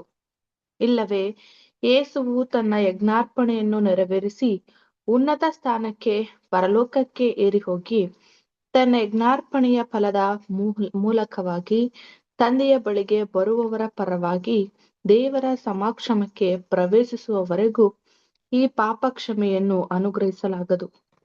Thank you. ಪ್ರೀತಿಯ ಸಹೋದರ ಮತ್ತು ಸಹೋದರಿಯರೇ, ಈಗ ನಾವು ಇಷ್ಟೆಲ್ಲ ಅಂಶಗಳನ್ನ ನಾವು ನೋಡ್ತೀವಿ, ಇಷ್ಟೆಲ್ಲ ಸಂಗತಿಗಳನ್ನ ನಾವು ತಿಳ್ಕೊಂತಾ ಇದೀವಿ. ಈಗಿರ್ಬೇಕಾದ್ರೆ ಪ್ರಿಯ ಸಹೋದರ ಮತ್ತು ಸಹೋದರಿಯರೇ, ನಮ್ಗೆ ಇನ್ನೊಂದು ಪಾಯಿಂಟ್ ನ ಇಲ್ಲಿ ಟಚ್ ಮಾಡ್ತಾರೆ ಪ್ರಿಯರೇ. ಆಕ್ಚುಲಿ ಆದಾಮನ ಒಂದು ಪಾಪಕ್ಕೆ ಏನ್ ರಿಸಲ್ಟ್ ಅಂತ ಅನ್ಬಿಟ್ಟು ನಮ್ಮ ಒಂದು ಪಾಯಿಂಟ್ ನ ಕೆಲವರು ಟಚ್ ಮಾಡೋದು ಸಾಧ್ಯತೆ ಇದೆ. ನೋಡಿ, ಇದು ಬಂದು ನಾರ್ಮಲ್ ತಪ್ಪಲ್ಲ ರೀ, ವಿಶೇಷವಾದಂತ ರೀತಿಯಲ್ಲಿ ಮನುಕುಲಕ್ಕೆ ಪಾಠ ಕಲಿಸುವಂತ ಒಂದು ತಪ್ಪಿದು. ಅದ್ರಲ್ಲಿ ಕರುಣೆನ ತೋರಿಸ್ಬೇಕಾಗಿತ್ತ ಅಂದ್ರೆ ಇದು ಉಲ್ಲೇಖ ಮಾಡೋದಲ್ಲ, ಇದು ಬರೋದಲ್ಲ. ಆದಾಮನಿಂದ ಇಡೀ ಮನುಷ್ಯ ಕುಲಕ್ಕೆ ಈ ಒಂದು ಮಾರ್ಗನ ಸಿದ್ಧ ಆಗಿರೋದು. ಆದ್ರಿಂದ ಪ್ರಿಯ ಸಹೋದರ ಮತ್ತು ಸಹೋದರರೇ, ಈ ಒಂದು ಮಾರ್ಗ, ಈ ಒಂದು ವಿಶೇಷವಾದಂತ ಟೀಚಿಂಗ್ ಮಾರ್ಗನೇ ಇಲ್ಲ ಅಂದಿದ್ರೆ ಇಡೀ ಮನುಕುಲ ತರಬೇತಿ ಹೊಂದೋದಕ್ ಸಾಧ್ಯನೇ ಆಗ್ತಿರ್ಲಿಲ್ಲ ಪ್ರಿಯ ಸಹೋದರ ಮತ್ತು ಸಹೋದರರೇ. ಏನಾಗ್ತಿತ್ತು ಅಂದ್ರೆ ಇಡೀ ಮನುಕುಲ ಬೇರೆ ರೀತಿ, ಬೇರೆ ಒಂದು ಮಾರ್ಗ ಕೊಂಡು ಹೋಗ್ತಿತ್ತು ಇಡೀ ಎಲ್ಲ ಪ್ರಿಯರೇ. ಈಗ ಅನುಭವದಿಂದ ಎಷ್ಟೆಲ್ಲ ಒಂದು ಅಂಶನ ಮನುಕುಲ ಹೊಂದುತ್ತಾ ಇದೆ ಅಂತಂದ್ರೆ, ಇಡೀ ಮನುಕುಲ ಅಪಾರವಾದಂತ ರೀತಿಲಿ ಪ್ರಿಯರೇ, ಇನ್ ಕೇಸಸ್ ಏನಾದ್ರು ಕ್ಷಮಿಸ್ಬಿಟ್ಟಿದ್ರೆ ನಮ್ಗೆ ಯೇಸು ಕ್ರಿಸ್ತರು ಬರ್ತಿರ್ಲಿಲ್ಲ, ರ್ಯಾನ್ಸಮ್ ಅನ್ನೋ ಒಂದು ಆಪ್ಷನ್ ಇರ್ತಿರ್ಲಿಲ್ಲ. ಅದೇ ಕ್ಷಮಿಸದೇ ಇರೋದ್ರಿಂದ ಇಡೀ ಮನುಕುಲಕ್ಕೆ ವಿಮೋಚನೆ ಅಂದ್ರೆ ಏನು, ರ್ಯಾನ್ಸಮ್ ಅಂದ್ರೆ ಏನು, ಯೇಸು ಕ್ರಿಸ್ತರು ಯಾವ ರೀತಿ ನಡ್ಕೊಂಡ್ರು ಅನ್ನೋ ಒಂದು ಗುಣಲಕ್ಷಣಗಳನ್ನ ನಮ್ಗೀಗ ತೋರಿಸಿದ್ದಾರೆ ಪ್ರಿಯರೇ. ಇಷ್ಟೆಲ್ಲ ಏರ್ಪಾಡು, ಇಷ್ಟೆಲ್ಲ ವಿಶೇಷವಾದಂತ ಐಕ್ಯತೆ ನಮಗ್ ತಿಳಿಸಿರ್ಬೇಕಾದ್ರೆ ತಂದೆಯ ಒಂದು ಉದ್ದೇಶ ಏನು ಅನ್ನೋದನ್ನ ನಾವು ಅರ್ಥ ಮಾಡ್ಕೋಬೇಕು. ಸೊ ಪ್ರಿಯ ಸಹೋದರ ಮತ್ತು ಸಹೋದರರ, ಕ್ಷಮಿಸೋದು ಯಾವುದಕ್ಕೆಲ್ಲ ಅಪ್ಲಿಕೇಬಲ್, ಯಾವುದಕ್ಕೆಲ್ಲ ಅನ್ಅಪ್ಲಿಕೇಬಲ್ ಅನ್ನೋದನ್ನ ನಾವು ಅರ್ಥ ಮಾಡ್ಕೋಬೇಕು ಪ್ರಿಯ ಸಹೋದರ ಮತ್ತು ಸಹೋದರರೇ. ಸೊ ಇದು ಬಂದು ಆದಾಮ್ ವಿಚಾರದಲ್ಲಿ ಅಂದ್ರೆ ಕ್ಷಮಿಸೋದು ಇದು ಅಪ್ಲಿಕೇಬಲ್ ಆಗಲ್ಲ. ಅದೇ ನಮ್ಮೆಲ್ಲರ ವಿಚಾರದಲ್ಲಿ, ಆದಾಮನ ಮಕ್ಕಳಾಗಿರುವಂತ ನಮ್ಮೆಲ್ಲರ ವಿಚಾರದಲ್ಲಿ ನಮ್ದೇನ ತಪ್ಪಿದ್ರೆ ನಾವ್ ಎಂತ ತಪ್ಪಿದ್ರು ಕ್ಷಮಿಸುವಂತ ಗುಣನ ಹೊಂದ್ಕೊಳ್ಳೇಬೇಕು ಪ್ರಿಯ ಸಹೋದರ ಮತ್ತು ಸಹೋದರರೇ.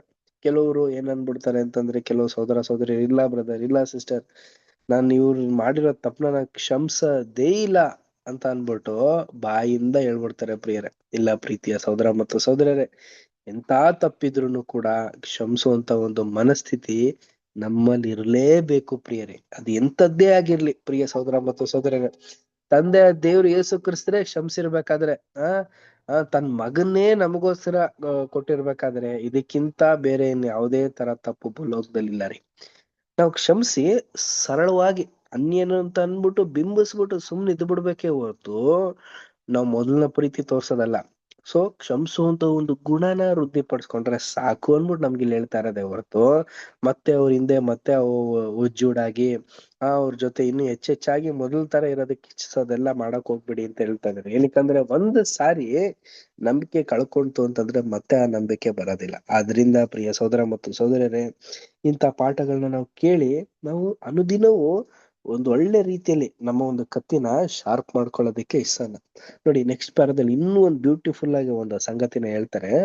ನೆಕ್ಸ್ಟ್,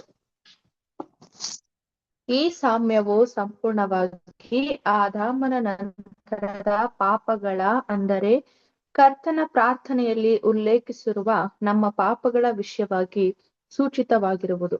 ನಮಗೆ ತಪ್ಪು ಮಾಡಿದವರನ್ನು ನಾವು ಕ್ಷಮಿಸಿದಂತೆ ನಮ್ಮ ತಪ್ಪುಗಳನ್ನು ಕ್ಷಮಿಸು. ಈ ಸಾಮ್ಯವು ಆ ಸೇವಕರ ವಿಷಯವಾಗಿ ಹೇಳಿರುವುದೆಂಬ ಅಂಶದ ಮೂಲಕವಾಗಿ ಇದನ್ನು ತೋರಿಸಿ ಕೊಡಲಾಗಿರುವುದು. ಲೋಕದವರು ಪಾಪಿಗಳಾಗಿರಲಾಗಿ ಅವರು ದೇವರ ಸೇವಕರಾಗಲಾರರು, ಆದರೆ ಅವರು ಅನ್ಯರು, ಹೊರಗಿನವರು, ಪರದೇಶಿಗಳು ಆಗಿರುವರು. ಕೇವಲ ಯಾರು ಯೇಸುವಿನ ಮೂಲಕವಾಗಿ, ಅಂದರೆ ನಂಬಿಕೆ ಮತ್ತು ಪ್ರತಿಷ್ಠೆಯ ಮೂಲಕವಾಗಿ ತನ್ನ ಸಂಬಂಧಕ್ಕೆ ಮರಳಿ ಬರುವರೋ ಅವರನ್ನು ಮಾತ್ರ ದೇವರು ತನ್ನ ಸೇವಕರೆಂದು ಗುರುತಿಸಿರುವನು.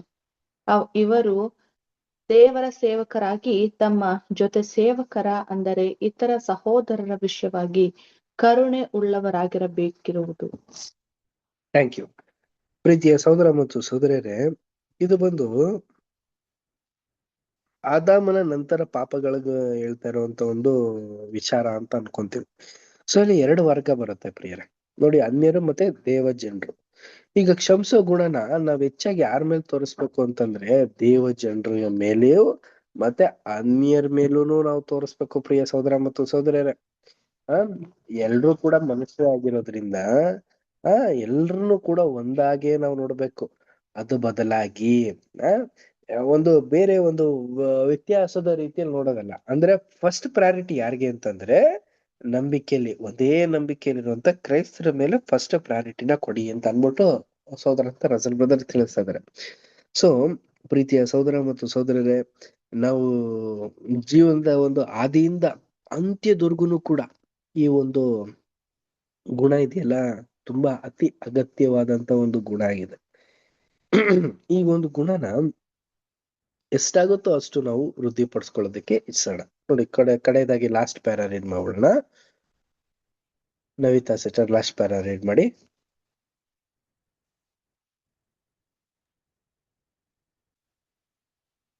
ಯೇಸುವಿನ ಯಜ್ಞಫಲದ ಮೂಲಕ ದೇವರ ಮಕ್ಕಳಾಗಿ ಅಂಗೀಕರಿಸಲ್ಪಟ್ಟವನಾದ ನೂತನ ಸೃಷ್ಟಿಗಳಲ್ಲಿನ ಪ್ರತಿಯೊಬ್ಬನು ತನ್ನ ದೋಷ ಬಲಹೀನತೆಗಳಿಗೆ ಸ್ವತಃ ತಾನೇ ಹೊಣೆಯಾಗುವನು. ಆದರೆ ತಮ್ಮ ದೋಷ ಬಲಹೀನತೆಗಳನ್ನು ಒಪ್ಪಿಕೊಂಡು ಅದಕ್ಕಾಗಿ ಕ್ಷಮೆಯನ್ನು ಬೇಡಿಕೊಳ್ಳುವವರಿಗೆ ದೇವರ ಬಲಾಧಿಕಾರದ ಮೂಲಕವಾಗಿ ಕ್ರಿಸ್ತನ ಸಲುವಾಗಿ ಉಚಿತವಾಗಿ ಅವುಗಳನ್ನು ರದ್ದುಪಡಿಸಲಾಗುವುದು.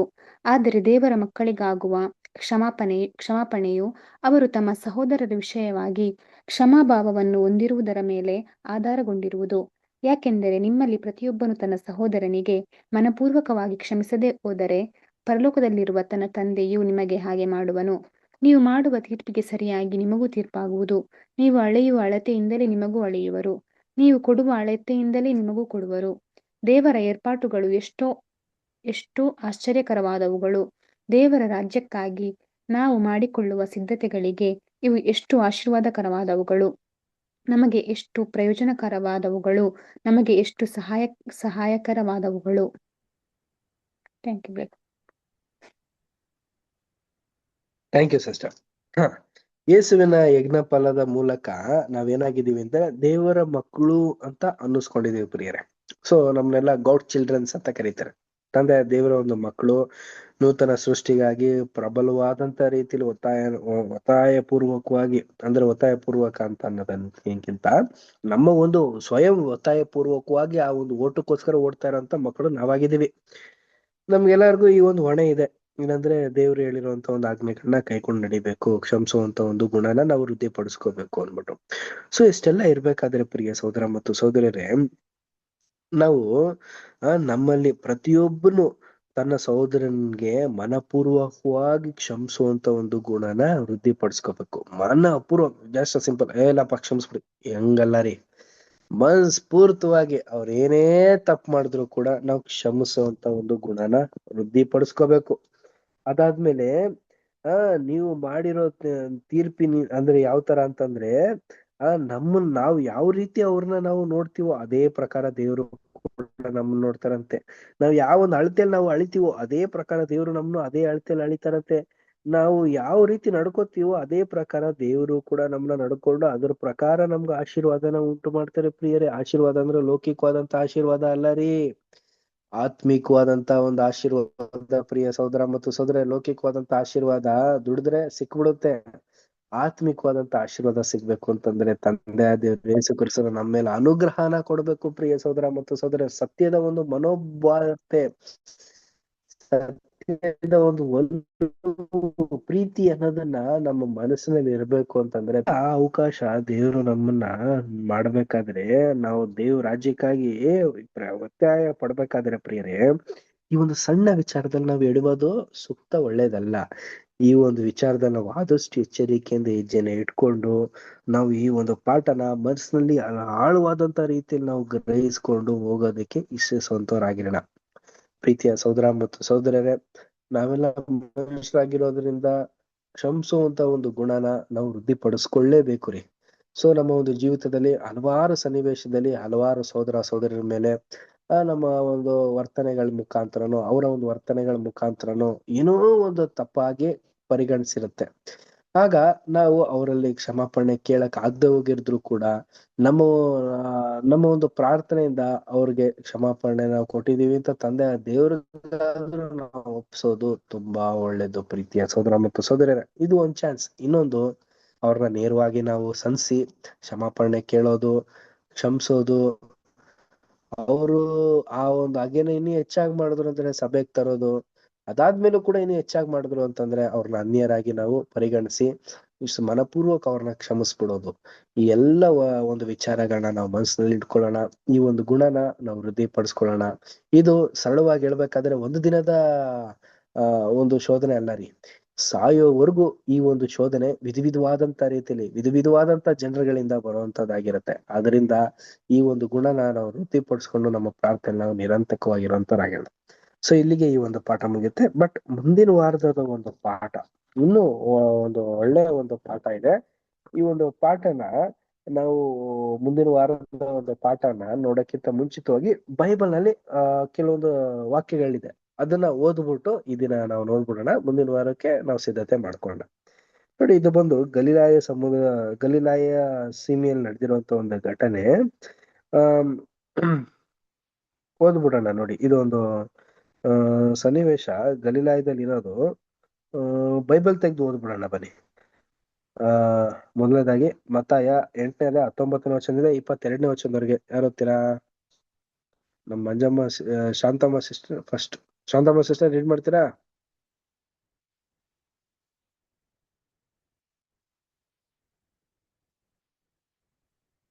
ಶಾಂತಮ್ಮ ಸಿಸ್ಟರ್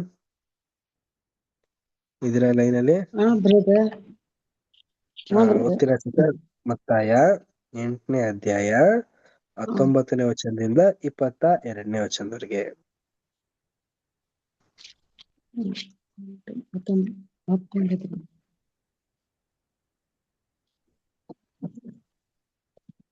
ಆಗ ಯೇಸು ಆ ಸ್ತ್ರೀಯ ಹತ್ತಿರಕ್ಕೆ ಬಂದು ಆತನಿಗೆ, ಗುರುವೇ, ನೀನು ಎಲ್ಲಿಗೆ ಹೋದರೂ ನಾನು ಶಾಸ್ತ್ರಿ ಹತ್ತಿರಕ್ಕೆ ಬಂದು ಆತನಿಗೆ, ಗುರುವೇ, ನೀನು ಎಲ್ಲಿಗೂ ಹೋದರೂ ನಾನು ಮತ್ತಾಯ 8ನೇ ಅಧ್ಯಾಯ 18ನೇ ವಚನದಿಂದ ಓದ್ತೀನಿ. ಯೇಸು ತನ್ನ ಸುತ್ತಲಿದ್ದ ಬಹು ಜನಾಂಗಗಳ ದೊಡ್ಡ ಗುಂಪುಗಳನ್ನು ಕಂಡು ಆಚೆ ದಡಕ್ಕೆ ಹೊರಟು ಹೋಗಬೇಕೆಂದು ಅಪ್ಪಣೆ ಕೊಟ್ಟನು. ಆಗ ಒಬ್ಬ ಶಾಸ್ತ್ರಿಯು ಹತ್ತಿರಕ್ಕೆ ಬಂದು ಅವನಿಗೆ, ಗುರುವೇ, ನೀನು ಎಲ್ಲಿಗೆ ಹೋದರೂ ನಾನು ನಿನ್ನ ಹಿಂದೆ ಬರುತ್ತೇನೆ ಎಂದು ಕೇಳಲು, ಯೇಸು ಅವನಿಗೆ, ನರಿಗಳಿಗೆ ಗುದ್ದುಗಳವೆ, ಆಕಾಶದಲ್ಲಿ ಹಾರಾಡುವ ಹಕ್ಕಿಗಳಿಗೆ ಗೂಡುಗಳವೆ, ಆದರೆ ಮನುಷ್ಯಕುಮಾರನಿಗೆ ತಲೆಯಿಡುವಷ್ಟು ಸ್ಥಳವೂ ಇಲ್ಲ ಎಂದು ಹೇಳಿದನು. ಶಿಷ್ಯರಲ್ಲಿ ಬೇರೊಬ್ಬನು, ಸ್ವಾಮಿ, ನಾನು ಮೊದಲು ಹೋಗಿ ನನ್ನ ತಂದೆಯ ಉತ್ತರ ಕ್ರಿಯೆಗಳನ್ನು ಮಾಡಿ ಬರುವಂತೆ ನನಗೆ ಅಪ್ಪಣೆ ಆಗಬೇಕು ಅನ್ನಲಾಗಿ, ಯೇಸು ಅವನಿಗೆ, ನನ್ನ ಹಿಂದೆ ಬಾ. ಸತ್ತವರೇ ತಮ್ಮಲ್ಲಿ ಸತ್ತು ಹೋದವರೇ ಉತ್ತರ ಕ್ರಿಯೆಗಳನ್ನು ಮಾಡಲಿ ಎಂದು ಹೇಳಿದನು. ಬ್ರದರ್ ಮುಗೀತು. Thank you sister. Thank you sister. ಪ್ರೀತಿಯ ಸಹೋದರ ಮತ್ತು ಸಹೋದರರೇ, ಈ ಒಂದು ಘಟನೆ ಬಂದು ಗಲಿಲಾಯದಲ್ಲಿ ನಡೀತಿರುವಂತ ಒಂದು ಘಟನೆ. ಇಲ್ಲಿ ಏನಾಗಿದೆ ಅಂತಂದ್ರೆ, ಯೇಸು ಕ್ರಿಸ್ತನ ನೋಡೋದಕ್ಕೋಸ್ಕರ ಬಹು ಜನರು ಗುಂಪಾಗಿ ಬರ್ತಾ ಇದಾರೆ. ಬಂದವ್ರಿಗೆಲ್ಲಾರ್ಗು ಕೂಡ ಯೇಸು ಕ್ರಿಸ್ತರು ಏನ್ ಮಾಡ್ತಾ ಇದಾರೆ ಅಂತಂದ್ರೆ, ಒಂದು ಆದರಣೆ ತೋರಿಸಿ ಎಲ್ಲಾರ್ಗು ಒಂದು ವಿಶೇಷವಾದಂತ ರೀತಿಯಲ್ಲಿ ಕೊಡ್ತಾ ಇದಾರೆ. ಬಟ್ ಇಲ್ಲಿ ಯೇಸು ಕ್ರಿಸ್ತರ ಒಂದು ವಿಚಾರನು ಕೂಡ ಹೇಳ್ತಾರೆ. ನೋಡಪ್ಪ, ನರಿಗೆ, ಪ್ರಾಣಿಗಳಿಗೆ, ಹಕ್ಕಿಗಳಿಗೆ ಎಲ್ಲಾರ್ಗು ಕೂಡ ಸ್ಥಳ ಇದೆ. ಆದ್ರೆ ಸತ್ಯನ ಹೇಳೋಂತವ್ರಿಗೆ ತಲೆ ಇಡೋಷ್ಟು ಕೂಡ ಸ್ಥಳ ಇಲ್ಲ ಅನ್ಬಿಟ್ಟು ಹೇಳ್ತಾರೆ. ಅದಾದ್ಮೇಲೆ ಉತ್ತರ ಕ್ರಿಯೆ ಬಗ್ಗೆ ಮಾತಾಡ್ತಾರೆ, ತೀರ್ಕೊಂಡಿರೋರ್ ಬಗ್ಗೆ ಮಾತಾಡ್ತಾರೆ. ಅದಾದ್ಮೇಲೆ ಪ್ರಿಯ ಸಹೋದರ ಮತ್ತು ಸಹೋದರರೇ, ನನ್ನ ಹಿಂದೆ ಬಾ, ಬಂದ್ರೆ ನಿನಗೆ ಒಂದು ಉತ್ತರ ಕ್ರಿಯೆದ ಒಂದು ಮಹತ್ವಗಳನ್ನೆಲ್ಲಾನು ಕೂಡ ಇಲ್ಲಿ ತಿಳಿಸ್ತಾರೆ ಪ್ರಿಯ. ಸೊ ಇದು ಬಂದು ಬೈಬಲ್ ನಲ್ಲಿ ಬರ್ತಿರುವಂತದ್ದು ಸಂಗತಿ. ಸೊ ಇದು ಸಹೋದರ ಅಂತ ರಜಲ್ ಬ್ರದರ್ ಅವರು ನಮ್ಗೆ ರೈಟಿಂಗ್ಸ್ ನಲ್ಲಿ ಹಲವಾರು ರೀತಿಯಲ್ಲಿ ಇದಕ್ಕೆ ಅನುಗುಣವಾಗಿ ಮುಂದಿನ ವಾರ ಒಂದು ಪಾಠದಲ್ಲಿ ನಮಗೆ ನೋಡ್ಕೊಳ್ಳುವಂತವರಾಗಿರೋಣ. ಇದೇ ಒಂದು ಸಂಗತಿನ ಲೂಕಲ್ಲೂ ಕೂಡ ಬರ್ತಿದ್ದಾರೆ ನೋಡಿ. ಲೂಕ್ 9th ಚಾಪ್ಟರ್ 50 ವರ್ಸ್ ಇದೆ ನೋಡಿ. ಬೇರೆ ಬ್ರದರ್ಸ್ ಅಂಡ್ ಸಿಸ್ಟರ್ ರೀಡ್ ಮಾಡ್ತೀರಾ? ಬೇರೆ ಯಾರು ರೀಡ್ ಮಾಡ್ತೀರಾ?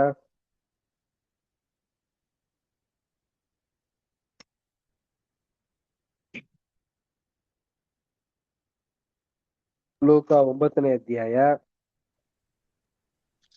51ನೇ ವಚನದಿಂದ 62ನೇ ವಚನದವರೆಗೆ. ಯಾರಾದ್ರು ವಿವೋ? ಓದ್ರಿ. ಓದಿ ರೇಷ್ಮಾ ಸಿಸ್ಟರ್.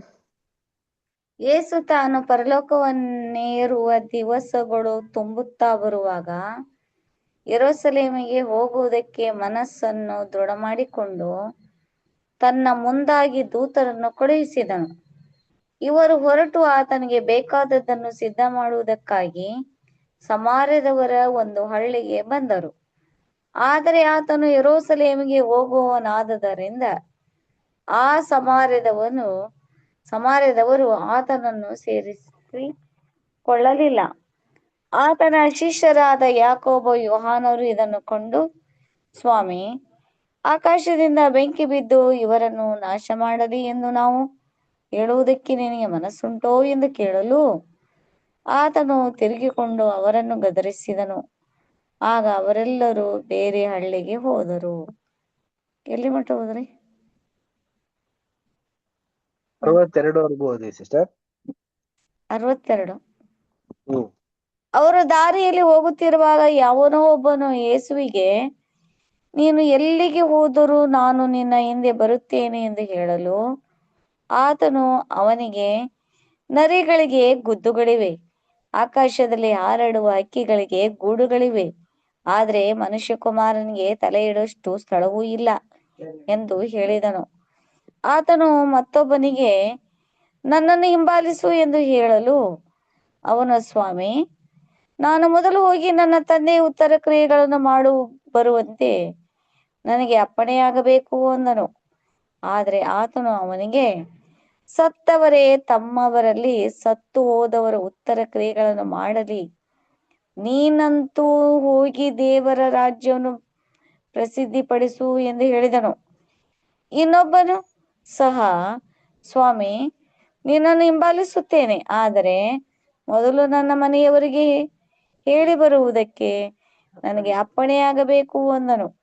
ಯೇಸು ಅವನಿಗೆ, ಯಾವನಾದರೂ ನೇಗಿಲಿನ ಮೇಲೆ ತನ್ನ ಕೈಯನ್ನು ಹಾಕಿ ಹಿಂದಕ್ಕೆ ನೋಡಿದರೆ ಅವನು ದೇವರ ರಾಜ್ಯಕ್ಕೆ ತಕ್ಕವನಲ್ಲವೆಂದು ಹೇಳಿದನು.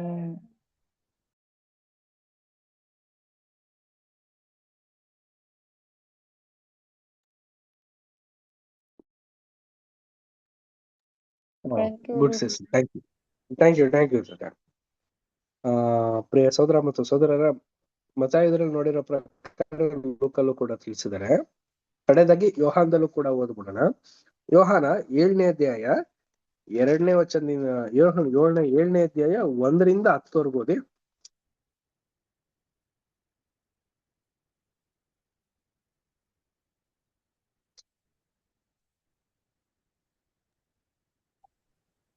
ಈ ಸಂಗತಿಗಳಾದ ಮೇಲೆ ಯೇಸು ಗಲಿಲಾಯದಲ್ಲಿ ಸಂಚಾರ ಮಾಡುತ್ತಿದ್ದನು.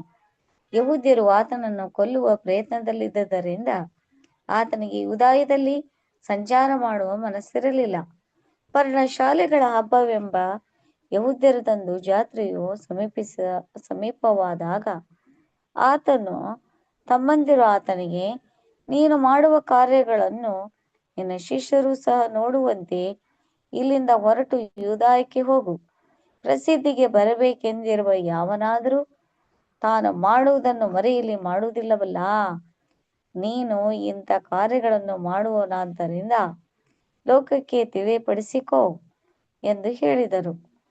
ಯಾಕೆಂದರೆ ಆತನ ಸಹೋದರರು ಸಹ ಆತನನ್ನು ನಂಬದೇ ಇದ್ದರು. ಯೇಸು ಅವರಿಗೆ, ನನ್ನ ಸಮಯವು ಇನ್ನೂ ಬಂದಿಲ್ಲ, ನಿಮ್ಮ ಸಮಯವು ಯಾವಾಗಲೂ ಸಿದ್ಧವಾಗಿದೆ. ಲೋಕವು ನಿಮ್ಮನ್ನು ಹಾಗೆ ಮಾಡಲಾರದು, ಆದರೆ ನಾನು ಅದರ ಕ್ರಿಯೆಗಳು ಕೆಟ್ಟವುಗಳೆಂದು ಸಾಕ್ಷಿ ಹೇಳುವುದರಿಂದ ನನ್ನನ್ನು ಹಾಗೆ ಮಾಡುತ್ತದೆ. ನೀವೇ ಜಾತ್ರೆಗೆ ಹೋಗಿರಿ, ನನ್ನ ಸಮಯವು ಇನ್ನೂ ಒದಗದೆ ಇರುವುದರಿಂದ ನಾನು ಈ ಜಾತ್ರೆಗೆ ಈಗ ಹೋಗುವುದಿಲ್ಲವೆಂದು ಹೇಳಿದನು. ಇದನ್ನು ಹೇಳಿ ಗಲಿಲಾಯದಲ್ಲಿಯೇ ನಿಂತನು. ಆದರೆ ಆತನ ಸಹೋದರರು ಜಾತ್ರೆಗೆ ಹೋದ ಮೇಲೆ ಆತನೂ ಸಹ ಹೋದನು. ಜನರಿಗೆ ಕಾಣುವಂತೆ ಹೋಗದೆ ಮರೆಯಾಗಿ ಹೋದನು.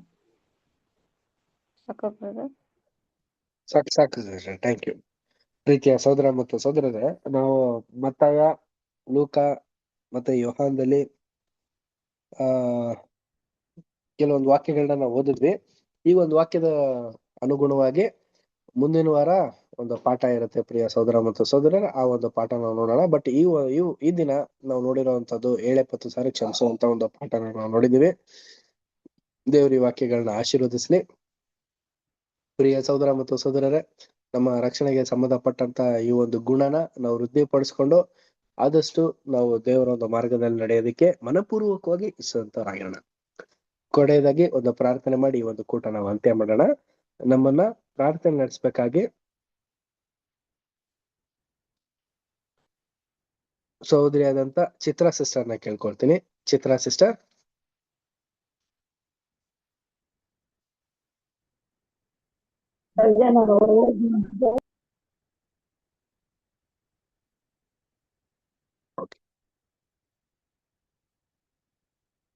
ಕಮಲಾ ಸಿಸ್ಟರ್, ಒಂದು ಎಂಡಿಂಗ್ ಪ್ರೇಯರ್ ಮಾಡ್ತೀರಾ?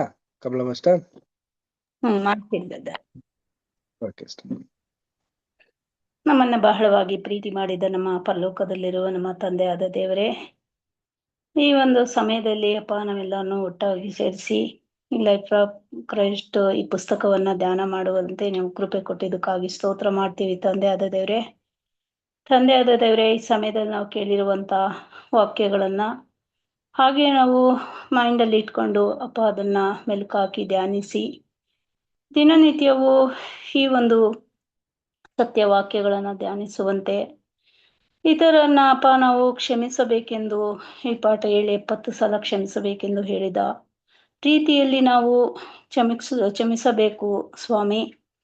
ಈ ವಾಕ್ಯಗಳನ್ನ ನಾವು ಧ್ಯಾನಿಸುವಾಗ ನಾವು ಅಪ್ಪ ತಂದೆಯಾದ ದೇವರೇ, ಈ ನಿನ್ನ ಮಾರ್ಗದಲ್ಲಿ ಸತ್ಯ ಮಾರ್ಗದಲ್ಲಿ ನಡೆದು ನಾವು ದಿನನಿತ್ಯವೂ ನಿನ್ನ ಹೆಜ್ಜೆ ಜಾಡಲ್ಲಿ ನಡೆಯುವಂತೆ ನಮಗೆ ಸಹಾಯ ಮಾಡಬೇಕೆಂದು ಪ್ರಾರ್ಥಿಸ್ತೇವೆ ತಂದೆಯಾದ ದೇವರೇ. ತಂದೆಯಾದ ದೇವರೇ, ಈ ಸಮಯದಲ್ಲಿ ನಮಗೆ ಬೋಧಿಸುವಂತ ಬ್ರದರ್ನು ಕೂಡ ಆಶೀರ್ವದಿಸಿ, ಎಲ್ಲ ಕೇಳುವಂತ ಈ ಕಾಲಿನಲ್ಲಿ ಕೂಡಿ ಬಂದಿರುವಂತ ಮಕ್ಕಳನ್ನ ಎಲ್ಲರನ್ನು ಆಶೀರ್ವದಿಸಿ ಬಲಪಡಿಸ್ಬೇಕೆಂದು ಪ್ರಾರ್ಥಿಸ್ತೇನೆ. ಮತ್ತೆ ತಂದೆಯಾದ ದೇವರೇ, ಯಾರೆಲ್ಲ ಅನಾರೋಗ್ಯದಲ್ಲಿದ್ದಾರೋ ಅವರನ್ನ ಕಾರ್ತಿಕ್ ಬ್ರದರ್ನ, ಸಾಕ್ಷಿ ಮಗುವನ್ನ ಅಪ್ಪ ಎಲ್ಲರನ್ನು ಹೆಚ್ಚಾಗಿ ಆಶೀರ್ವದಿಸಿ ಅಪ್ಪ ಆ ಒಂದು ಆರೋಗ್ಯವನ್ನ ಕೊಡ್ಬೇಕೆಂದು ಪ್ರಾರ್ಥಿಸ್ತೇನೆ ತಂದೆಯಾದ ದೇವರೇ. ಈ ಸಮಯದಲ್ಲಿ ಅಪ್ಪ ಈ ಒಂದು ಎಲ್ಲರೂ ಸೇರಿ ಬಂದಿರುವಂತ ಎಲ್ಲರನ್ನು ಇನ್ನೊಂದು ಆವರ್ತಿ ನಿನ್ನ ಪಾದಕ್ಕೆ ಒಪ್ಪಿಸ್ಕೊಟ್ಟು ಅಪ್ಪ ಈ ಒಂದು ಪುಟ್ಟ ಪ್ರಾರ್ಥನೆಯನ್ನ ನಿನ್ನ ಮಗನೂ ರಕ್ಷಕನೂ ವಿಮೋಚಕನೂ ಆಗಿರುವ ನಮ್ಮ ಯೇಸು ಕ್ರಿಸ್ತರ ಪರಿಶುದ್ಧ ನಾಮದಲ್ಲಿ ಬೇಡಿದ್ದೇನೆ. ಆಮೇ. ನಮಸ್ತೆ brother. Amen. Thank you sister. Thank you, all brothers and sisters. ನಮಸ್ತೆ. Good night. Great, all brothers and sisters. Good night.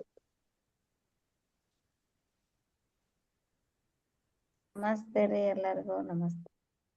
ನಮಸ್ತೆ. ನಮಸ್ತೆ.